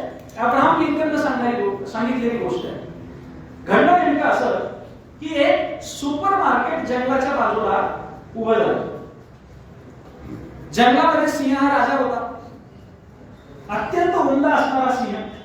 तो सुपर मार्केटची जी चमक आहे ती त्याला आकृष्ट करायला लागली आणि तो त्या जंगलाच्या काठावरती यायला लागला. आता बिबटे कसे यायला लागले आपल्या शहरामध्ये, तसं तो पण जंगलाच्या काठावरती येऊन बघायला लागला. त्यानं बघितलं त्या सुपर मार्केटच्या वरच त्या व्यापाऱ्याचं घर आहे आणि त्या व्यापाऱ्याला एक सुंदर मुलगी आहे. सिंह त्या मुलीच्या प्रेमात पडला आणि एके दिवशी बोलता बोलता त्या मित्राला सांगून टाकले की मी त्या मुलीच्या प्रेमात पडलो. सिंहाचे मित्र चांगले होते. आयुष्यात मित्र चांगले असले पाहिजे. सिंहाला त्याच्या मित्रांनी सल्ला दिला की बाबा रे, तू माणसाच्या मुलीच्या प्रेमात पडलाय. माणसात पद्धत अशी असते की तुला जी मुलगी आवडली आहे तिच्या वडिलांकडे जाऊन लग्नाची मागणी करावी लागते. सिंह होते बसवेश्वर कॉलेजमध्ये शिकलेला असेल, अत्यंत सौजन्यशील होता आणि म्हणून तो सरळ त्या व्यापाऱ्याकडे गेला आणि व्यापाऱ्याला उद्देशून तो म्हणाला की मला तुमची मुलगी आवडली आहे आणि तिला मी लग्नाची मागणी करायला आलोय. व्यापारी अपवाद वगळता व्यापारी बदमाशच असतात, काही अपवाद नक्की असतात चांगले. तो जो व्यापारी आहे तो व्यापारी म्हणाला असं आहे का, हरकत नाही की मी करून देईन माझ्या मुलीचं लग्न तुझ्यासोबत, पण एकदा माझ्या मुलीला विचारलं तर पाहिजे. ती तुला आवडते रे, पण तू तिला आवडतोस का नाही. व्यापारी आपल्या मधल्या खोलीमध्ये गेला, मुलीसोबत काहीतरी बोलला असेल, बाहेर आल्याने म्हणाला तू पण तिला आवडतोस पण थोडं तुझ्या दिसण्याच्या अनुषंगाने तिला शंका आहे. तो म्हणला नेमकी काय शंका आहे. शंका अशी आहे की तुझे हे जे दात आहेत ना ते सोने दात तिला काही आवडलेले नाही. प्रेम आंधळं असतं म्हणतात, मग ते सिंहाचं का असेल. तो मला एवढाच प्रॉब्लेम आहे ना, मी दात काढून टाकतो, काही अडचण नाही. तो परत काही दिवसानंतर आला तेव्हा सिंहाला दात नव्हते. तो आला आणि म्हणाला आता तर काही हरकत नाही ना. तो माझी मुलगी मुडी आहे बाबा, पुढे तिचा मूळ काय बदलला माहित नाही. आता तिला मध्ये विचारून घेतो. मध्ये गेला, मुलीला विचारलं, बाहेर आला आणि म्हणाला नाही नाही आता तू बदल केल्यास तिला नक्की आवडले आता, पण याच्यासोबत तुझी ही जी आयाळ आहे ना ते केस काही तिला आवडलेले नाही. एवढी आयाळ काढून येतोस का. सिंह मध्ये इतकंच का काढून येतो ती आयाळ, काय फरक पडतो. तो आयाळही काढून आला. परत जेव्हा तिसऱ्यांदा आला तेव्हा तो म्हणाला आता तर हरकत नाही ना, आता करून द्या ना लग्न. तो म्हणाला नाही बाबा, मला विचारून आलं पाहिजे. अनेक वेळा किचन मध्ये जाऊन विचारल्याशिवाय घरातले निर्णय ठरत नाही. आमचं घर तसंच आहे. आणि म्हणून तो मध्ये गेला, बाहेर आला आणि बाहेर येऊन म्हणाला सगळं आवडलंय, पण माझ्या पोरीचं काळीच जे आहे ना ती फार अशी एकदम सशाच्या काळजाची माझी पोरगी आहे, घाबरते खूप. आता तुझी सिंह गर्जना, त्या सिंह गर्जनेमुळे माझं लेकरू घाबरलं तर त्याच्यामुळे ती थोडस चलबिचल आहे तिच्या मनामध्ये. इतकंच ना मला, मी सिंह गर्जना टाकून देतो ना. आणि सिंह गर्जना टाकून दात काढून आयाळ काढून जेव्हा पुढच्या दिवशी सिंह आला व्यापाऱ्याच्या घरात, तेव्हा व्यापारी हातामध्ये बंदूक घेऊनच उभा होता. तो म्हणला अरे शेळपटा, आयाळ नसलेल्या दात पडलेल्या आणि मांजरीसारखं ओरडणाऱ्याला देतोय मी माझी पोरगी, चल निघतो. हसाल तुम्ही सिंहाची गोष्ट म्हणून, पण या बाजारानं आपलं काय केलंय ते या गोष्टीतून तुमच्या लक्षात येते. तरुणामध्ये असं नारळ जे रोरावणं होतं, जी गर्जना होती ती कुठं दिसते. नाही पटला एखादा मुद्दा तर मुलं कॉलेजच्या पण पुढे आंदोलन करायची, विद्यापीठाच्या पुढे पण आंदोलन करायची, मंत्रालयाच्या पुढे पण आंदोलन करायची. आताची तरुणाई नेमकी गेली होती, त्यांची गर्जना कुणीतरी काढून घेतले. केवळ एवढ्यावरतीच नाही पटली एखादी गोष्ट तर आला अंगावर घेतला शिंगावर. ही तरुणाईचा स्वभाव होता. तो स्वभाव नेमका गेलाय कुठं. इतके शेरपटासारखे तरुण आहे की जर पेपर मध्ये 4 विषय बॅक राहिले असले, पूर्ण पेपर चांगले लिहिले असले, अरे तुझे 4 बॅक आले तर तू जाऊन विद्यापीठामध्ये विचारणा केली पाहिजे, नको बाबा पुन्हा मला उरलेल्या विषयात नापास करतील. जर आपण या पद्धतीची घाबरणारी पिढी तयार करणार असू तर 2047 पर्यंत भारत विकसित होईल असं मला तरी वाटत नाही. म्हणून शिक्षक आणि विद्यार्थी यांच्यातल्या आंतरक्रियेमधून ज्या पद्धतीची एक नवी पिढी मैत्रभावाला आधारलेली तयार व्हायला पाहिजे होती, ती पिढी आता तयार होत नाही. नरहर कुरुंकर नावाचे गुरुजी सोमनाथ रोडे नावाच्या विद्यार्थ्याला असं म्हणायचे, सोमनाथ मी तुझ्याला जबाबदारी सोपवली ती तू पूर्ण केली पाहिजेस. आणि बाजीप्रभू देशपांडे शिवाजी महाराजांनी सोपवलेली जबाबदारी जशी पूर्ण करायचे तसं कुरुंकर गुरुजींनी सोपवलेली जबाबदारी सोमनाथ रोडे गुरुजी पूर्ण करायचे. आता सोमनाथ रोडे पण दिसत नाही आणि आता नरहर कुरुंकर पण दिसत नाही. हे न दिसण्याचं महत्वाचं कारण आहे. मी पुढच्या महत्वाच्या नात्याकडे येतोय. शिक्षक आणि विद्यार्थ्यांमधलं जे नातं आहे ना, हे नातं नेमकं कोणत्या पद्धतीचं झालंय. बसवेश्वर शिक्षण संस्था ही महाराष्ट्रातली एक उत्तम संस्था आहे. माझ्या डोळ्यापुढे आजही बसवेश्वर महाविद्यालय भेटलं की युवक महोत्सवामध्ये पहिल्या क्रमांकाचं महाविद्यालय. सगळी बक्षिसं कोण घेऊन येणार? बसवेश्वर महाविद्यालय घेऊन येणार. हीच प्रतिमा आजही माझ्या मनात आहे. म्हणजे बसवेश्वर महाविद्यालयामधला प्राध्यापक वृंद उत्तम आहे. पण तरी सुद्धा आपण जेव्हा स्वतःची चिकित्सा करायला लागतो त्यावेळेस आता वर्गात बसलेले विद्यार्थी तर आपलं ऐकतच नाही, रस्त्यावरचे विद्यार्थी ऐकणं तर लांबचीच गोष्ट आहे. हे का बरं घडायला लागलं? कारण एक महत्वाची गोष्ट आपण विसरलो. साने गुरुजी असं म्हणतात की एखादा शिक्षक नोकरीला लागला म्हणजे तो शिक्षक होत नाही. शिक्षक नावाच्या एका नव्या व्यक्तीचा जन्म प्रोसेस मध्ये होत असतो. म्हणजे लागल्याबरोबर कुणी शिक्षक नसतं, नंतर हळूहळू शिक्षक होता येतं. काही जण शिक्षक न होता सेवानिवृत्त होतात, ते बिलकुल शिक्षक होतच नाही. म्हणजे शिक्षकाची सेवानिवृत्ती आपण म्हणतो, पण त्याचा तामझाम बघता की शिक्षकाची सेवानिवृत्ती नसतेच हे आपल्याला कळतं. शिक्षक होणं म्हणजे काय आहे ही गोष्ट आपण लक्षात घेतली पाहिजे. आणि ही गोष्ट लक्षात घेणं म्हणजे काय? शिक्षक होणं म्हणजे विद्यार्थ्याच्या भाव विश्वामध्ये प्रवेश करता येईल. मी काय म्हणतो थोडं नीट लक्षात घ्या. शिक्षक होणं म्हणजे विद्यार्थ्यांच्या मनात काय चालू आहे हे फक्त शिक्षकाला कळत असतं. माफ करा, देशाचे पंतप्रधान यांना तरुणाईच्या मनात काय हे कळत नाही, कारण ते तरुणांच्या संपर्कात नसतात. राज्याच्या मुख्यमंत्र्याला तरुणाईच्या मनात काय चाललंय हे कळत नसतं, तेही तरुणाईच्या संपर्कात नसतात. संपर्क आलाच तरुणाई सोबत तर केवळ मतदानाच्या काळात त्यांचा येतो. पण दररोज नित्य नेमाने तरुणाईच्या तरुण रक्ताच्या सहवासामध्ये कोण असतात? तर ते केवळ आणि केवळ शिक्षक असतात. पण जर ते तरुणाईच्या इतक्या सहवासामध्ये राहणारे असतील तरी तरुणाईच्या मनात काय चाललंय कळत नाही. मी कधी कधी विचार करतो, चाकूर जवळची घटना आहे. एक मुलगी आपला पास संपलाय हे कळल्याच्या नंतर आत्महत्या करते. आपल्या बुधगीरला शिकायला असलेला एक जो 10वी मधला मुलगा आहे, तो 10वीतला मुलगा वडिलांनी मला मोबाईल घेऊन दिला नाही म्हणून आत्महत्या करतो. मग वर्गामध्ये जेव्हा ही पोरं आपल्या पुढे बसलेली असतात किंवा कॅम्पसमध्ये जेव्हा ही पोरं भेटतात तेव्हा त्यांच्या डोळ्यातली निराशा आम्हाला का वाचता येत नाही, त्यांच्या डोळ्यातली हताशा आम्हाला का वाचता येत नाही, त्यांच्या डोळ्यातली बेचैनी आम्हाला का दिसत नाही? आम्हाला यासाठी दिसत नाही की आमची स्पर्धा चालू आहे. आमची स्पर्धा कशासाठी चालू आहे आता?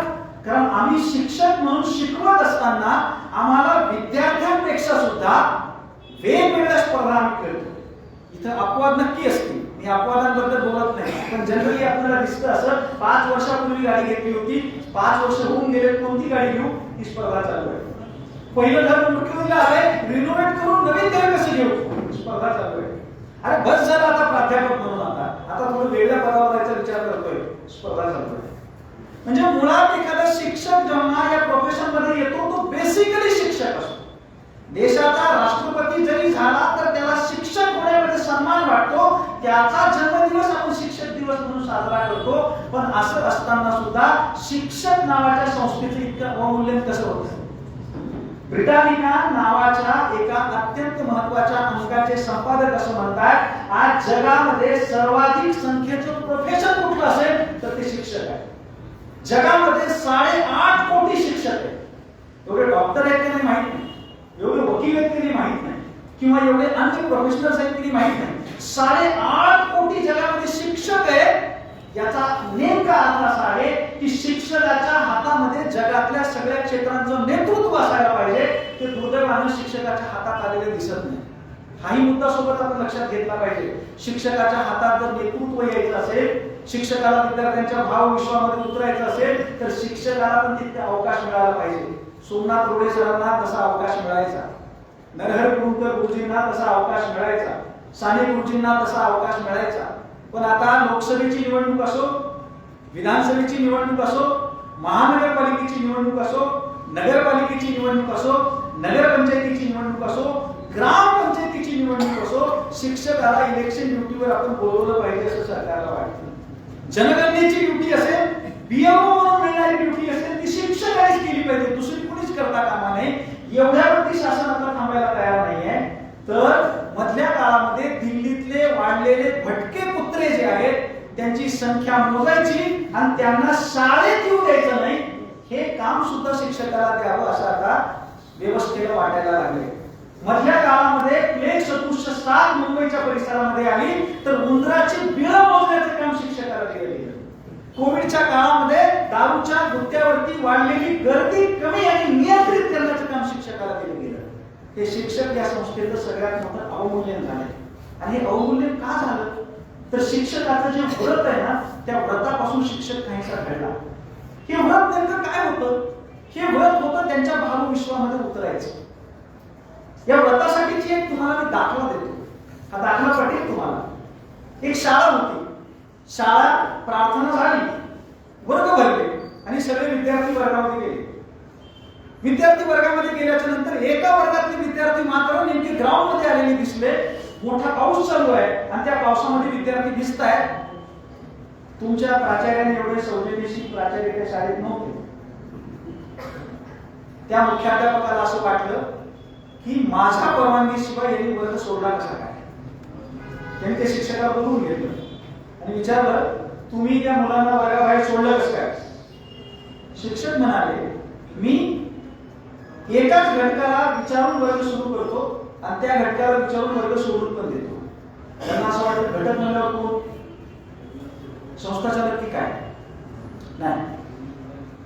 ते म्हणाले, मी विद्यार्थ्यांना विचारतो आणि विद्यार्थ्यांना विचारून वर्ग भरवतो पण वर्ग सोडतो पण.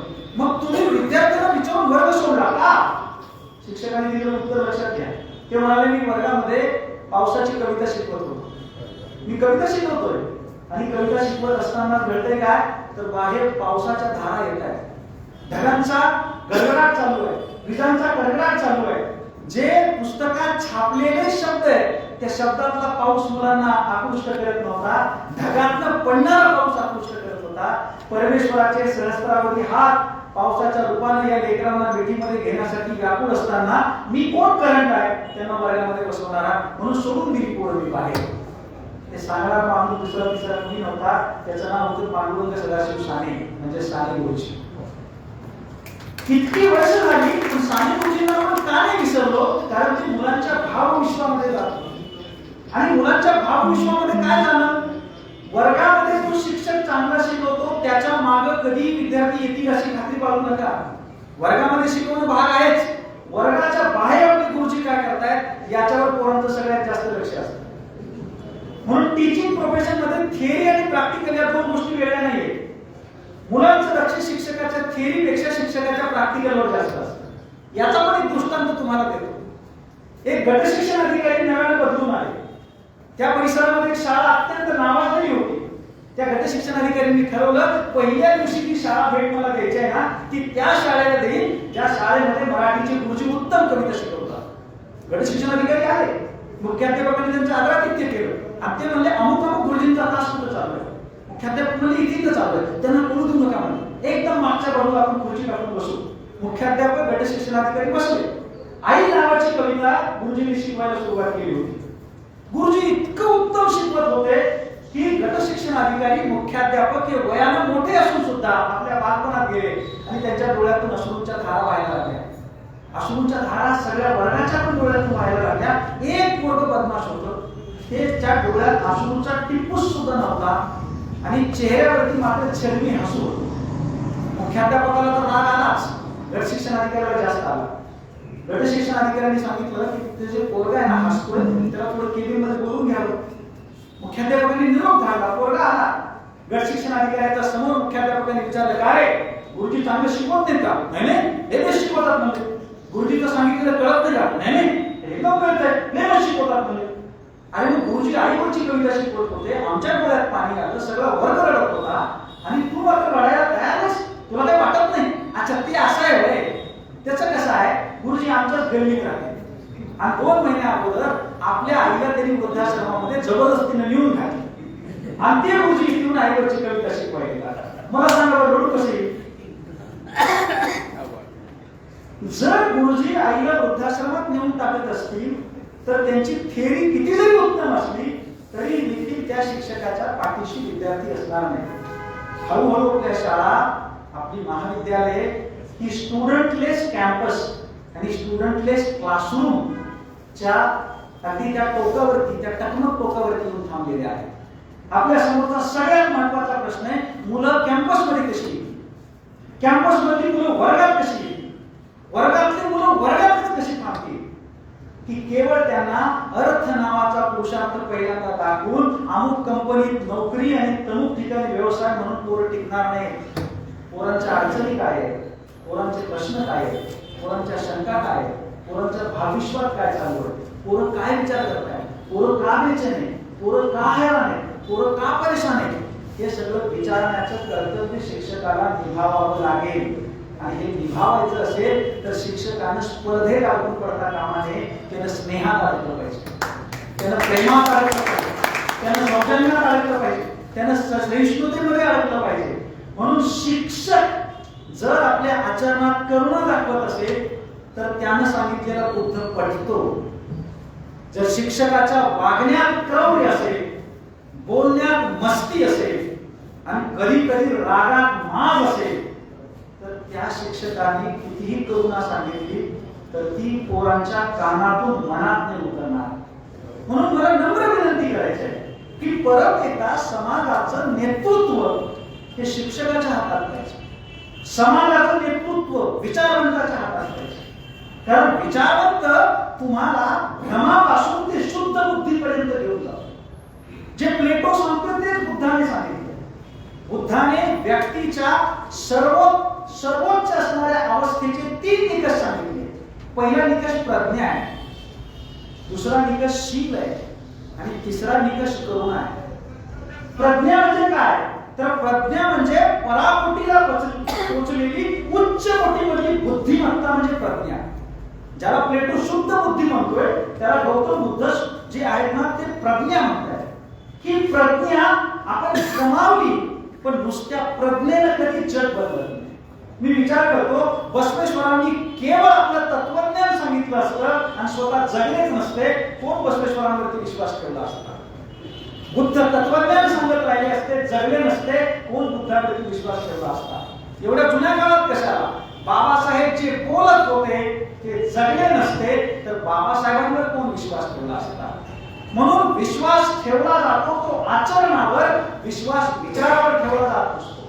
विचाराला आचाराचं जर पक्क असं पाठबळ असेल तरच विचार उगवून येतात आणि आचाराचा वृत्तवृक्ष तयार होत असतो. हे दुर्दैवाने मी विसरून गेलो. बुद्ध सांगतोय तुम्ही प्रज्ञा कमवा, पण प्रज्ञेला चारित्र्याची जोड द्या, प्रज्ञेला शीलाची जोड द्या. आणि नुसत्या शीलाची जोड देऊ नका, तर त्या शीलाच्या सोबत करुणेची जोड द्या. आपल्या मनात करुणा असली पाहिजे. दुसऱ्याचं दुःख बघून आपलं अंतःकरण द्रवलं पाहिजे. अरे कोणीतरी उपाशी आहे म्हटल्यानंतर आपल्याला आपला घास गोड नाही लागला पाहिजे. पण आपण विसरून गेलो. जुझे सारामागू नावाचा एक नोबेल पारितोषिक विजेता विचारवंत आहे. त्याने एक नवी कन्सेप्ट मांडली. ती कन्सेप्ट होती डेव्हलपिंग बॅकवर्ड्स. डेव्हलपिंग बॅकवर्ड्स. तो म्हणतो आयुष्यामध्ये एक टप्पा येतो की ज्या टप्प्यावर आपल्याला जेवढं मिळवायचं तेवढं मिळवून झालेलं असतं. तो जो टप्पा असतो ना, त्या टप्प्यावरती आपण थांबून परत परत फिरायचं असतं. कुठं? ज्यांना जे जे मिळालं नाही त्यांना माझ्या जवळचं काय काय देता येईल असा तो आयुष्यातला टप्पा असतो. भारतीय परंपरेमध्ये सुद्धा 4 आश्रम सांगितले. पहिला आश्रम हा ब्रह्मचर्य आहे, दुसरा आश्रम हा गृहस्थ आहे, पण आम्ही हे विसरून गेलो. तिसरा वानप्रस्थ आहे, चौथा संन्यास आहे. आम्हाला विसरच पडला याचा की सरणावर जाईपर्यंत आम्हाला भोगायचं. म्हणजे सरणावर झोपावं तरी नाही, मला आपण भोगायचं राहिले, लगेच जाऊ नका, लगेच माझं दफन करू नका, दहन करू नका, इतकं कशाला भोगायचं. एक टप्पा जेव्हा येतो ना, त्या टप्प्यावरती परत फिरायचं असतं. जे उपाशी आहेत त्यांना अन्न द्यायला, ज्यांच्यापर्यंत ज्ञान पोहोचलं नाही त्यांच्यापर्यंत ज्ञान आणि त्यांच्यापर्यंत विद्या द्यायला. पण हे दुर्दैवाने विसरून गेलो. का विसरून गेलो?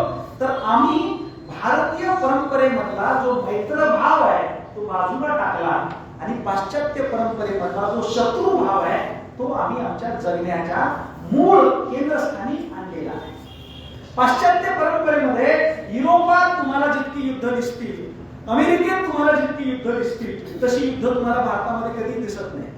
कधी कधी प्राचीन भारताचे अभ्यासक असं म्हणतात की तुम्ही भारताचा इतका गौरव सांगता, पण तुमच्या भारतानं नेमकं जिंकलं काय?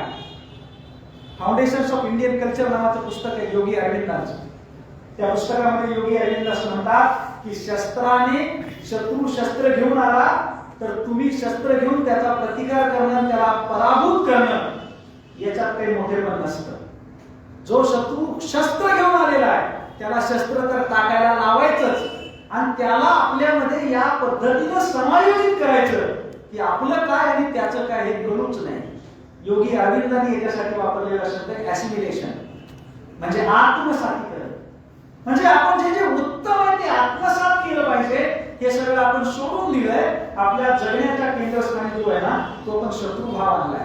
आणि हा जो शत्रुभाव आहे जोपर्यंत आपण दूर करणार नाही तोपर्यंत भूता परस्पर जडो मैत्र जीवाचे नावाची गोष्ट होणार नाही. मी माझ्या शेवटच्या टप्प्याकडे येतो. जर इतकं सगळं मी तुम्हाला सांगितलं असेल तर खरोखर ज्याला भूत मात्र म्हणतात त्याच्यासोबत मैत्रभाव स्थापित करता येतो का? म्हणजे आपल्या संत मंडळींना अनेक लोक जे आहेत ना ते नावं ठेवतात, टीका करतात.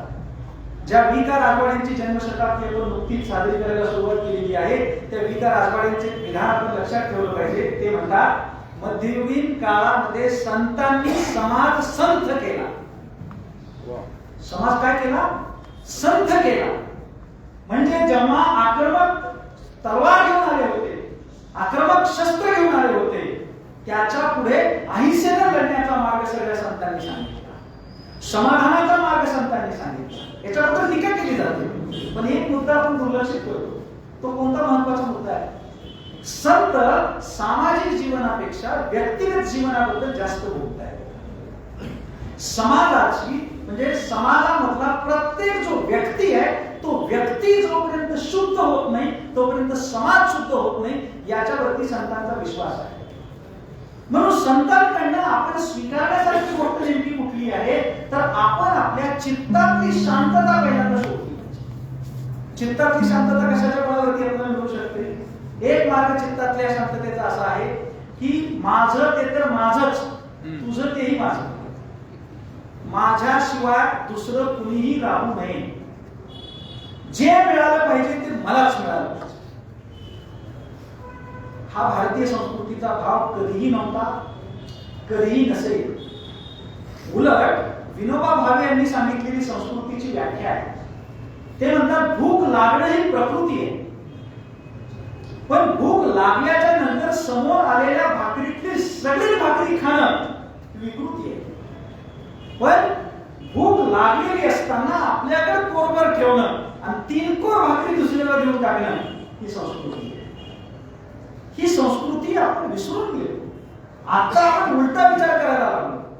माझ्या ताटातली एक भाकरी तर माझीच आहे, तुझ्या ताटात नवीन कुठून आले? तुझ्या ताटातली सुद्धा मीच घेईन. हा भाव जर आपण जगण्याच्या केंद्रस्थानी आणला तर ज्याला अनार्की म्हटलं जातं, ज्याला अराजकता म्हटलं जातं, तो काळ दूर नाही.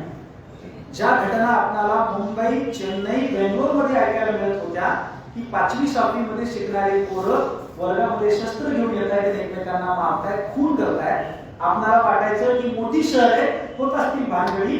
आता आपल्या कोचिंग क्लासेस मध्ये पोरं शस्त्र घेऊन येत आहेत, शाळेमध्ये पोरं शस्त्र घेऊन येत आहेत, समोर बाई शिकवत आहे, तोपर्यंत एक पोरगा दुसऱ्या पोराला चाकू मारून त्याचा खून करतोय. याच्यापेक्षा वेगळी कोणती अनार्की आपल्याला पाहिजे, कोणती अराजकता आपल्याला पाहिजे?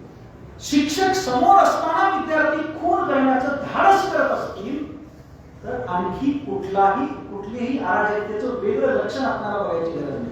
हे का बरं झालं? कारण आपण आपल्या जगण्याच्या केंद्रस्थानी स्पर्धेचा भाव आणलेला आहे, मैत्रभाव आपण सोडून दिलेला आहे. आणि म्हणून मित्रांनो, त्याचं एक या वर्षात घडलेलं लक्षण आहे, बिबटे आता एखाद्या शहरात येत नाही तसं शहर शिल्लक राहिले.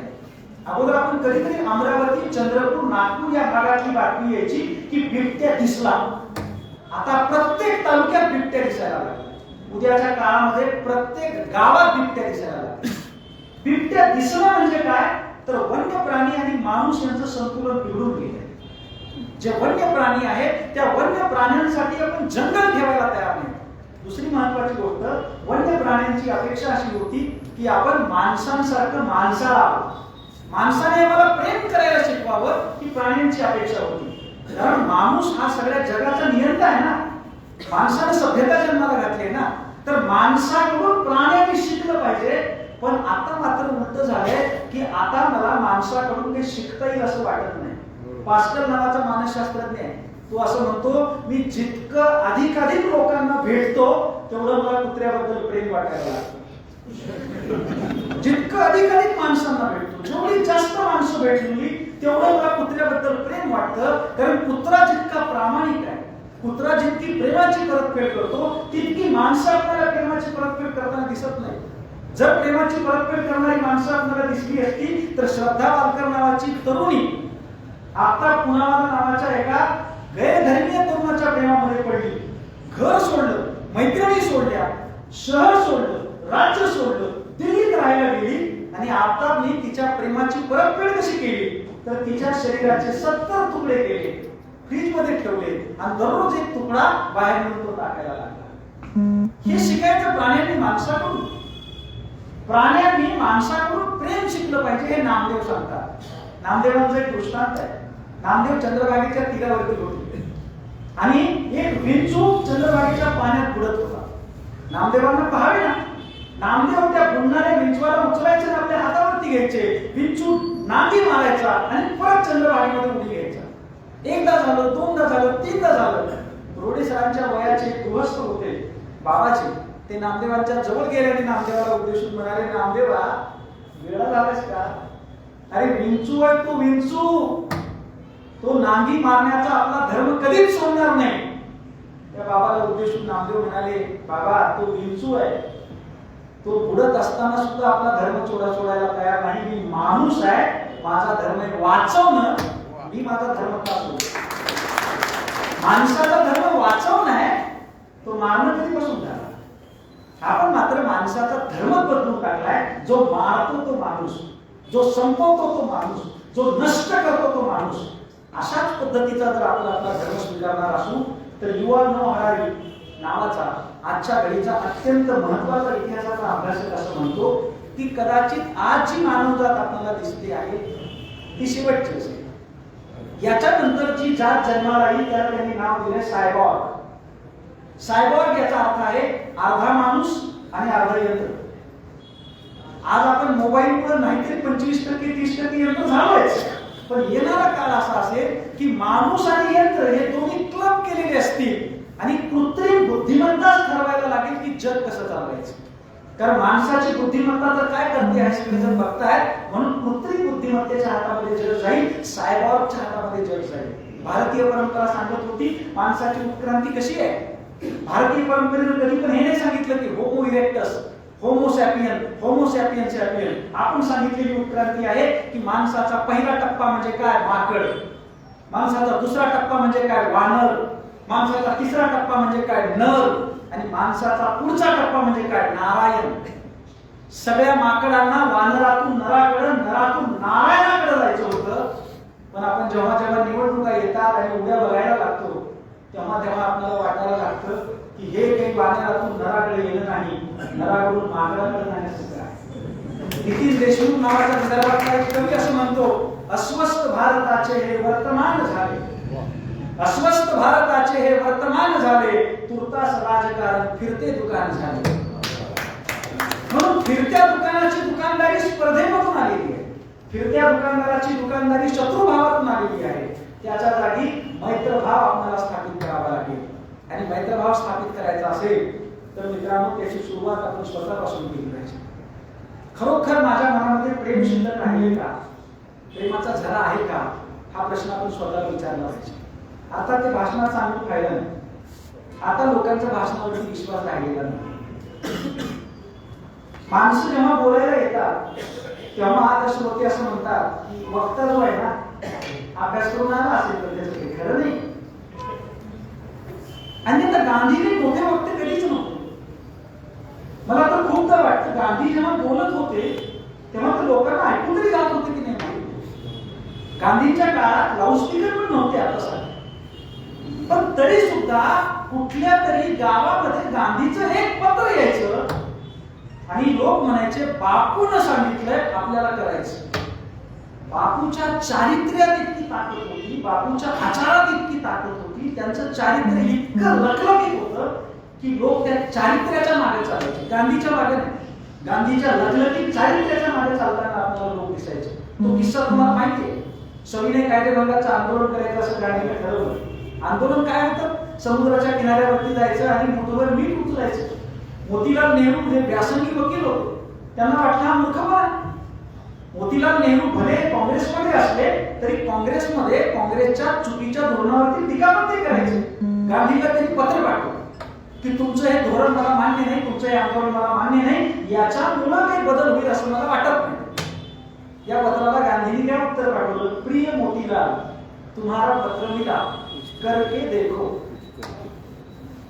प्रिय मोतीलाल तुम्हारा पत्र मिला करके देखो. आताच्या काळात मोतीलाल असले असते तर पक्ष सोडून गेले असते. मोतीलालनी सांगितलं माझा सरसेनापती आहे, करके देखो लिहिलंय म्हणजे मी करणार. मोतीलाल नेहरूंनी घोषित केलं मी सविनय कायदेभंगाच्या आंदोलनात उतरणार आहे. घोषित केल्याबरोबर पोलिसाची गाडी आली, त्यांना अटक केली. अटक करता क्षणी मोतीलाल म्हणाले मला एक ट्रंक कॉल करायचा आहे. मोतीलालने गांधीजींना ट्रंक कॉल केला आणि सांगितलं बापू करने से पहले ही देख लिया. एवढी शुद्ध चारित्र्याची माणसं कधी काळी आपल्या समाजामध्ये होती. आज म्हणजे लखलखते दिवे घेऊन फिरलं तरी चरित्रवान माणूस आपल्याला सापडेल. आपला प्रॉब्लेम तत्वज्ञानाचा कधीच नव्हता. सगळ्या जगाने भारतापासून दीक्षा घेतली. आपला प्रॉब्लेम जे तत्वज्ञान आपल्याकडे आहे त्याच्या आचरणाचा आहे. जेव्हा जेव्हा लोकांना तत्व आणि आचार वेगळं दिसत नाही, कितीही शिकलेला माणूस असेल तर नतमस्तक होतो, कारण त्याचं प्रेम आचरणावर असतं. अन्यथा नुसतं बोलून बोलून आणि बोलून बोलाचीच कढी आणि बोलाचाच भात वाटणारे लोक समाजात जितके वाढतील तितका समाजाला धोका आहे. समाजात बोलणारे लोक जितके कमी होतील तेवढा समाज निरोगी राहील असं मला वाटतं. मी बोलणारा माणूस आहे तरी सुद्धा तुम्हाला म्हणतो मला आचरण करता आलं तर मी करावं आणि आचरण केलं असेल तर बोलावं. आचरणाचा आधार नसेल तर मी बोलण्याच्या भांडणीमध्ये पडू नये. म्हणून माझ्या या मांडणीचा समारोप करत असताना मी असं म्हणेन की भूता परस्परे पडो मैत्र जीवाचे. यामध्ये भूत म्हणजे चराचर, भूत म्हणजे जीवमान, भूत म्हणजे जडी स्थळी काष्टी पाषाणी जे जे कोणी आहे त्याच्याशी आपला भाव मैत्रीचा असला पाहिजे, त्याच्याशी आपला भाव स्पर्धेचा असता कामा नये, त्याच्याशी असलेला आपला भाव शत्रूचा असता कामा नये. शिकागोच्या धर्म परिषदेमध्ये जाऊन भगवद्गीता ही सगळ्याच्या खाली असताना सुद्धा विवेकानंद असं म्हणतायत की माझा धर्मग्रंथ सगळ्यात खाली यासाठी आहे की बाकी सगळ्या धर्माला आणि मानव जातीला तोडून धरण्याचं काम माझ्या धर्मग्रंथाने केलेलं आहे. आणि हा जो धर्मग्रंथ आहे तो सगळ्या मानव जातीला तोडून धरत असेल तर त्याच्या पाठीमागे आचार आहे. तो आचार आपण आपल्या जीवनामध्ये उतरवण्याचा प्रयत्न कराल अशी माझी अपेक्षा आहे. अदरवाईज होईल असं व्याख्यान मला 46व्या वर्षात गेले आहे, कदाचित 76व्या वर्षापर्यंत पण जाईल, कारण तुमची निष्ठा कौतुक करण्यासारखी आहे. पण आपण ऐकू, प्रचंड ऐकू आणि परत घरी येऊ. आणि प्रचंड ऐकू आणि घरी येऊ म्हणजे काय? महाराष्ट्रामध्ये एक महाराज असे आहेत की ज्यांच्या कीर्तनाच्या तारखाच मिळत नाही. ते अवघ्या महाराष्ट्राला ज्ञानदीप लावू जगी या नामदेवाचा उल्लेख केला. ते कीर्तन सांगतात, साधेपणा सांगतात, सौजन्य सांगतात, सोपे म्हणजे समाधान काय ते सांगतात. आणि मुलीचं लग्न करण्याची वेळ आली की भल्या भल्या आब्जोपतीच्या थोबाडीत मारावं या पद्धतीचं लग्न करतात. याचा अर्थ नेमका असा आहे की ही मराठी महाराष्ट्राची परंपरा पुढे नेणारे लोक नव्हे, हे भारताची परंपरा पुढे नेणारे लोक नव्हे. भारताची परंपरा कुणी पुढे नेली आहे याचा एक शेवटचा दाखला सांगतो.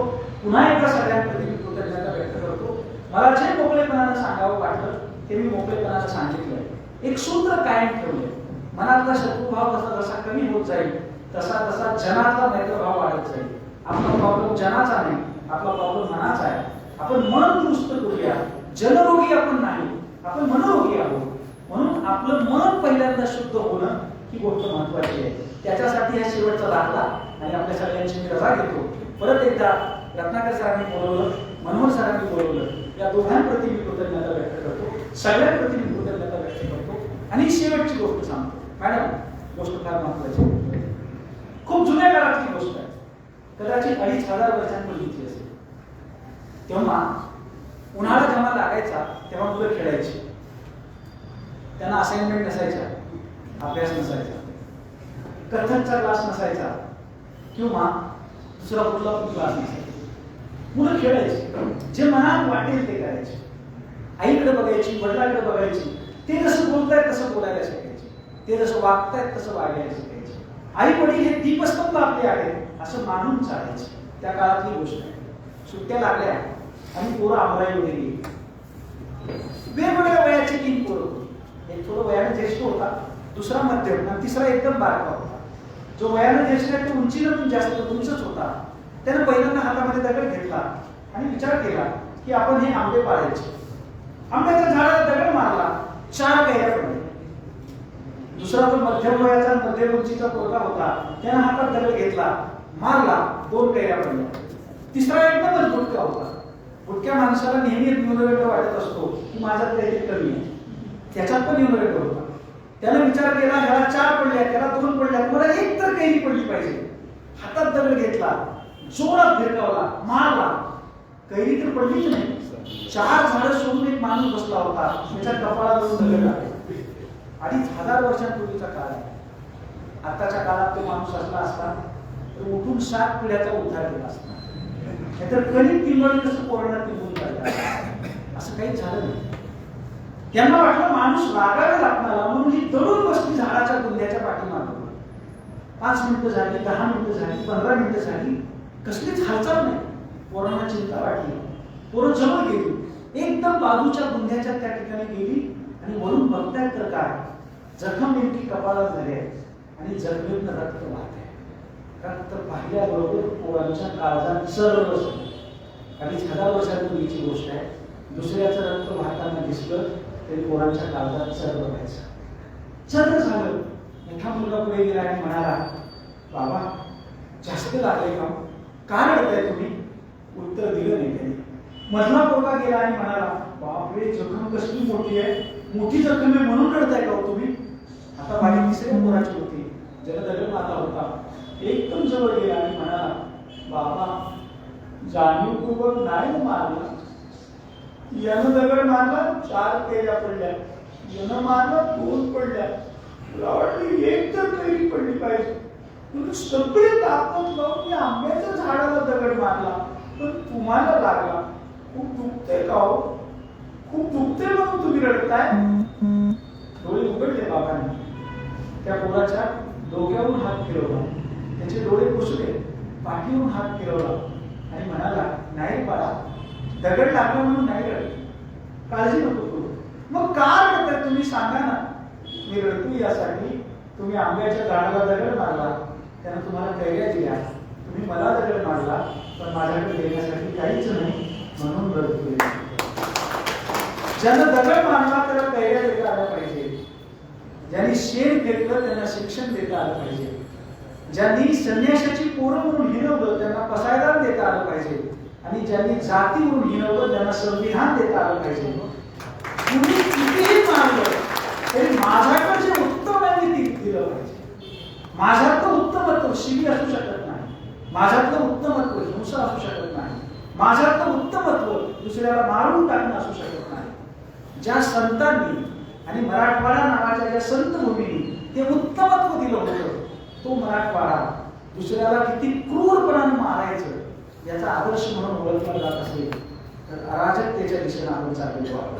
ही अराजकता थांबवायची असेल तर 12व्या शतकात जे बसवेश्वरांनी केलं ते 21व्या शतकामध्ये बसवेश्वरांच्या विचाराचे पायी असलेले तुम्ही आणि मी आपण दोघांनी तो केलं पाहिजे. बसवेश्वरांची आराधना करण्यासाठी बसव कल्याणला जायची गरज नाही. आपली कृती म्हणजेच कैलास आहे आणि आपली अंतरंग शुद्धी म्हणजेच बहिरंग शुद्धी आहे. दररोजच्या दैनंदिनीमध्ये आपण जर आपल्या अंतरंगामध्ये तुरटी फिरवायला लागलो द्वैत भावाची, प्रेमाची, स्नेहाची, पावित्र्याची, पुण्याची, तर बघता बघता समाज सुद्धा शुद्ध व्हायला वेळ लागणार नाही.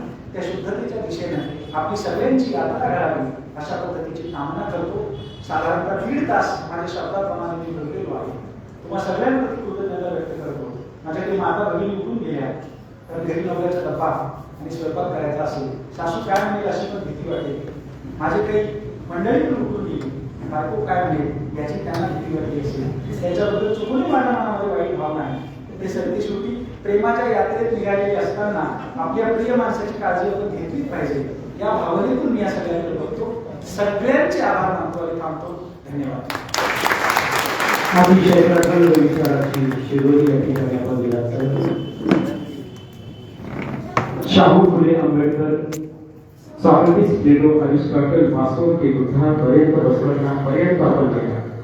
ऐकताना आपण ऐकतच राहावं, आपण बोलतच राहावं अशा पद्धतीचं वातावरण मध्ये झालेलं होतं.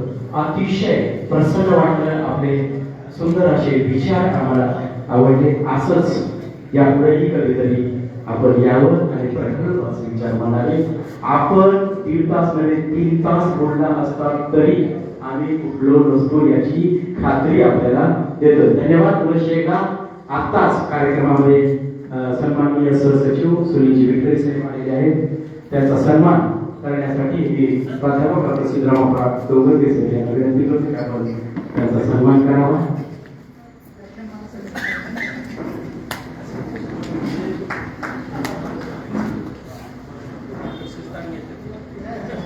यानंतर या सन्मानानंतर कार्यक्रमाचा शेवट म्हणजे आभार प्राध्यापक वेंकट दुडिले सर आपला विनंती करतो की आपण या कार्यक्रमाचे आभार मानावे.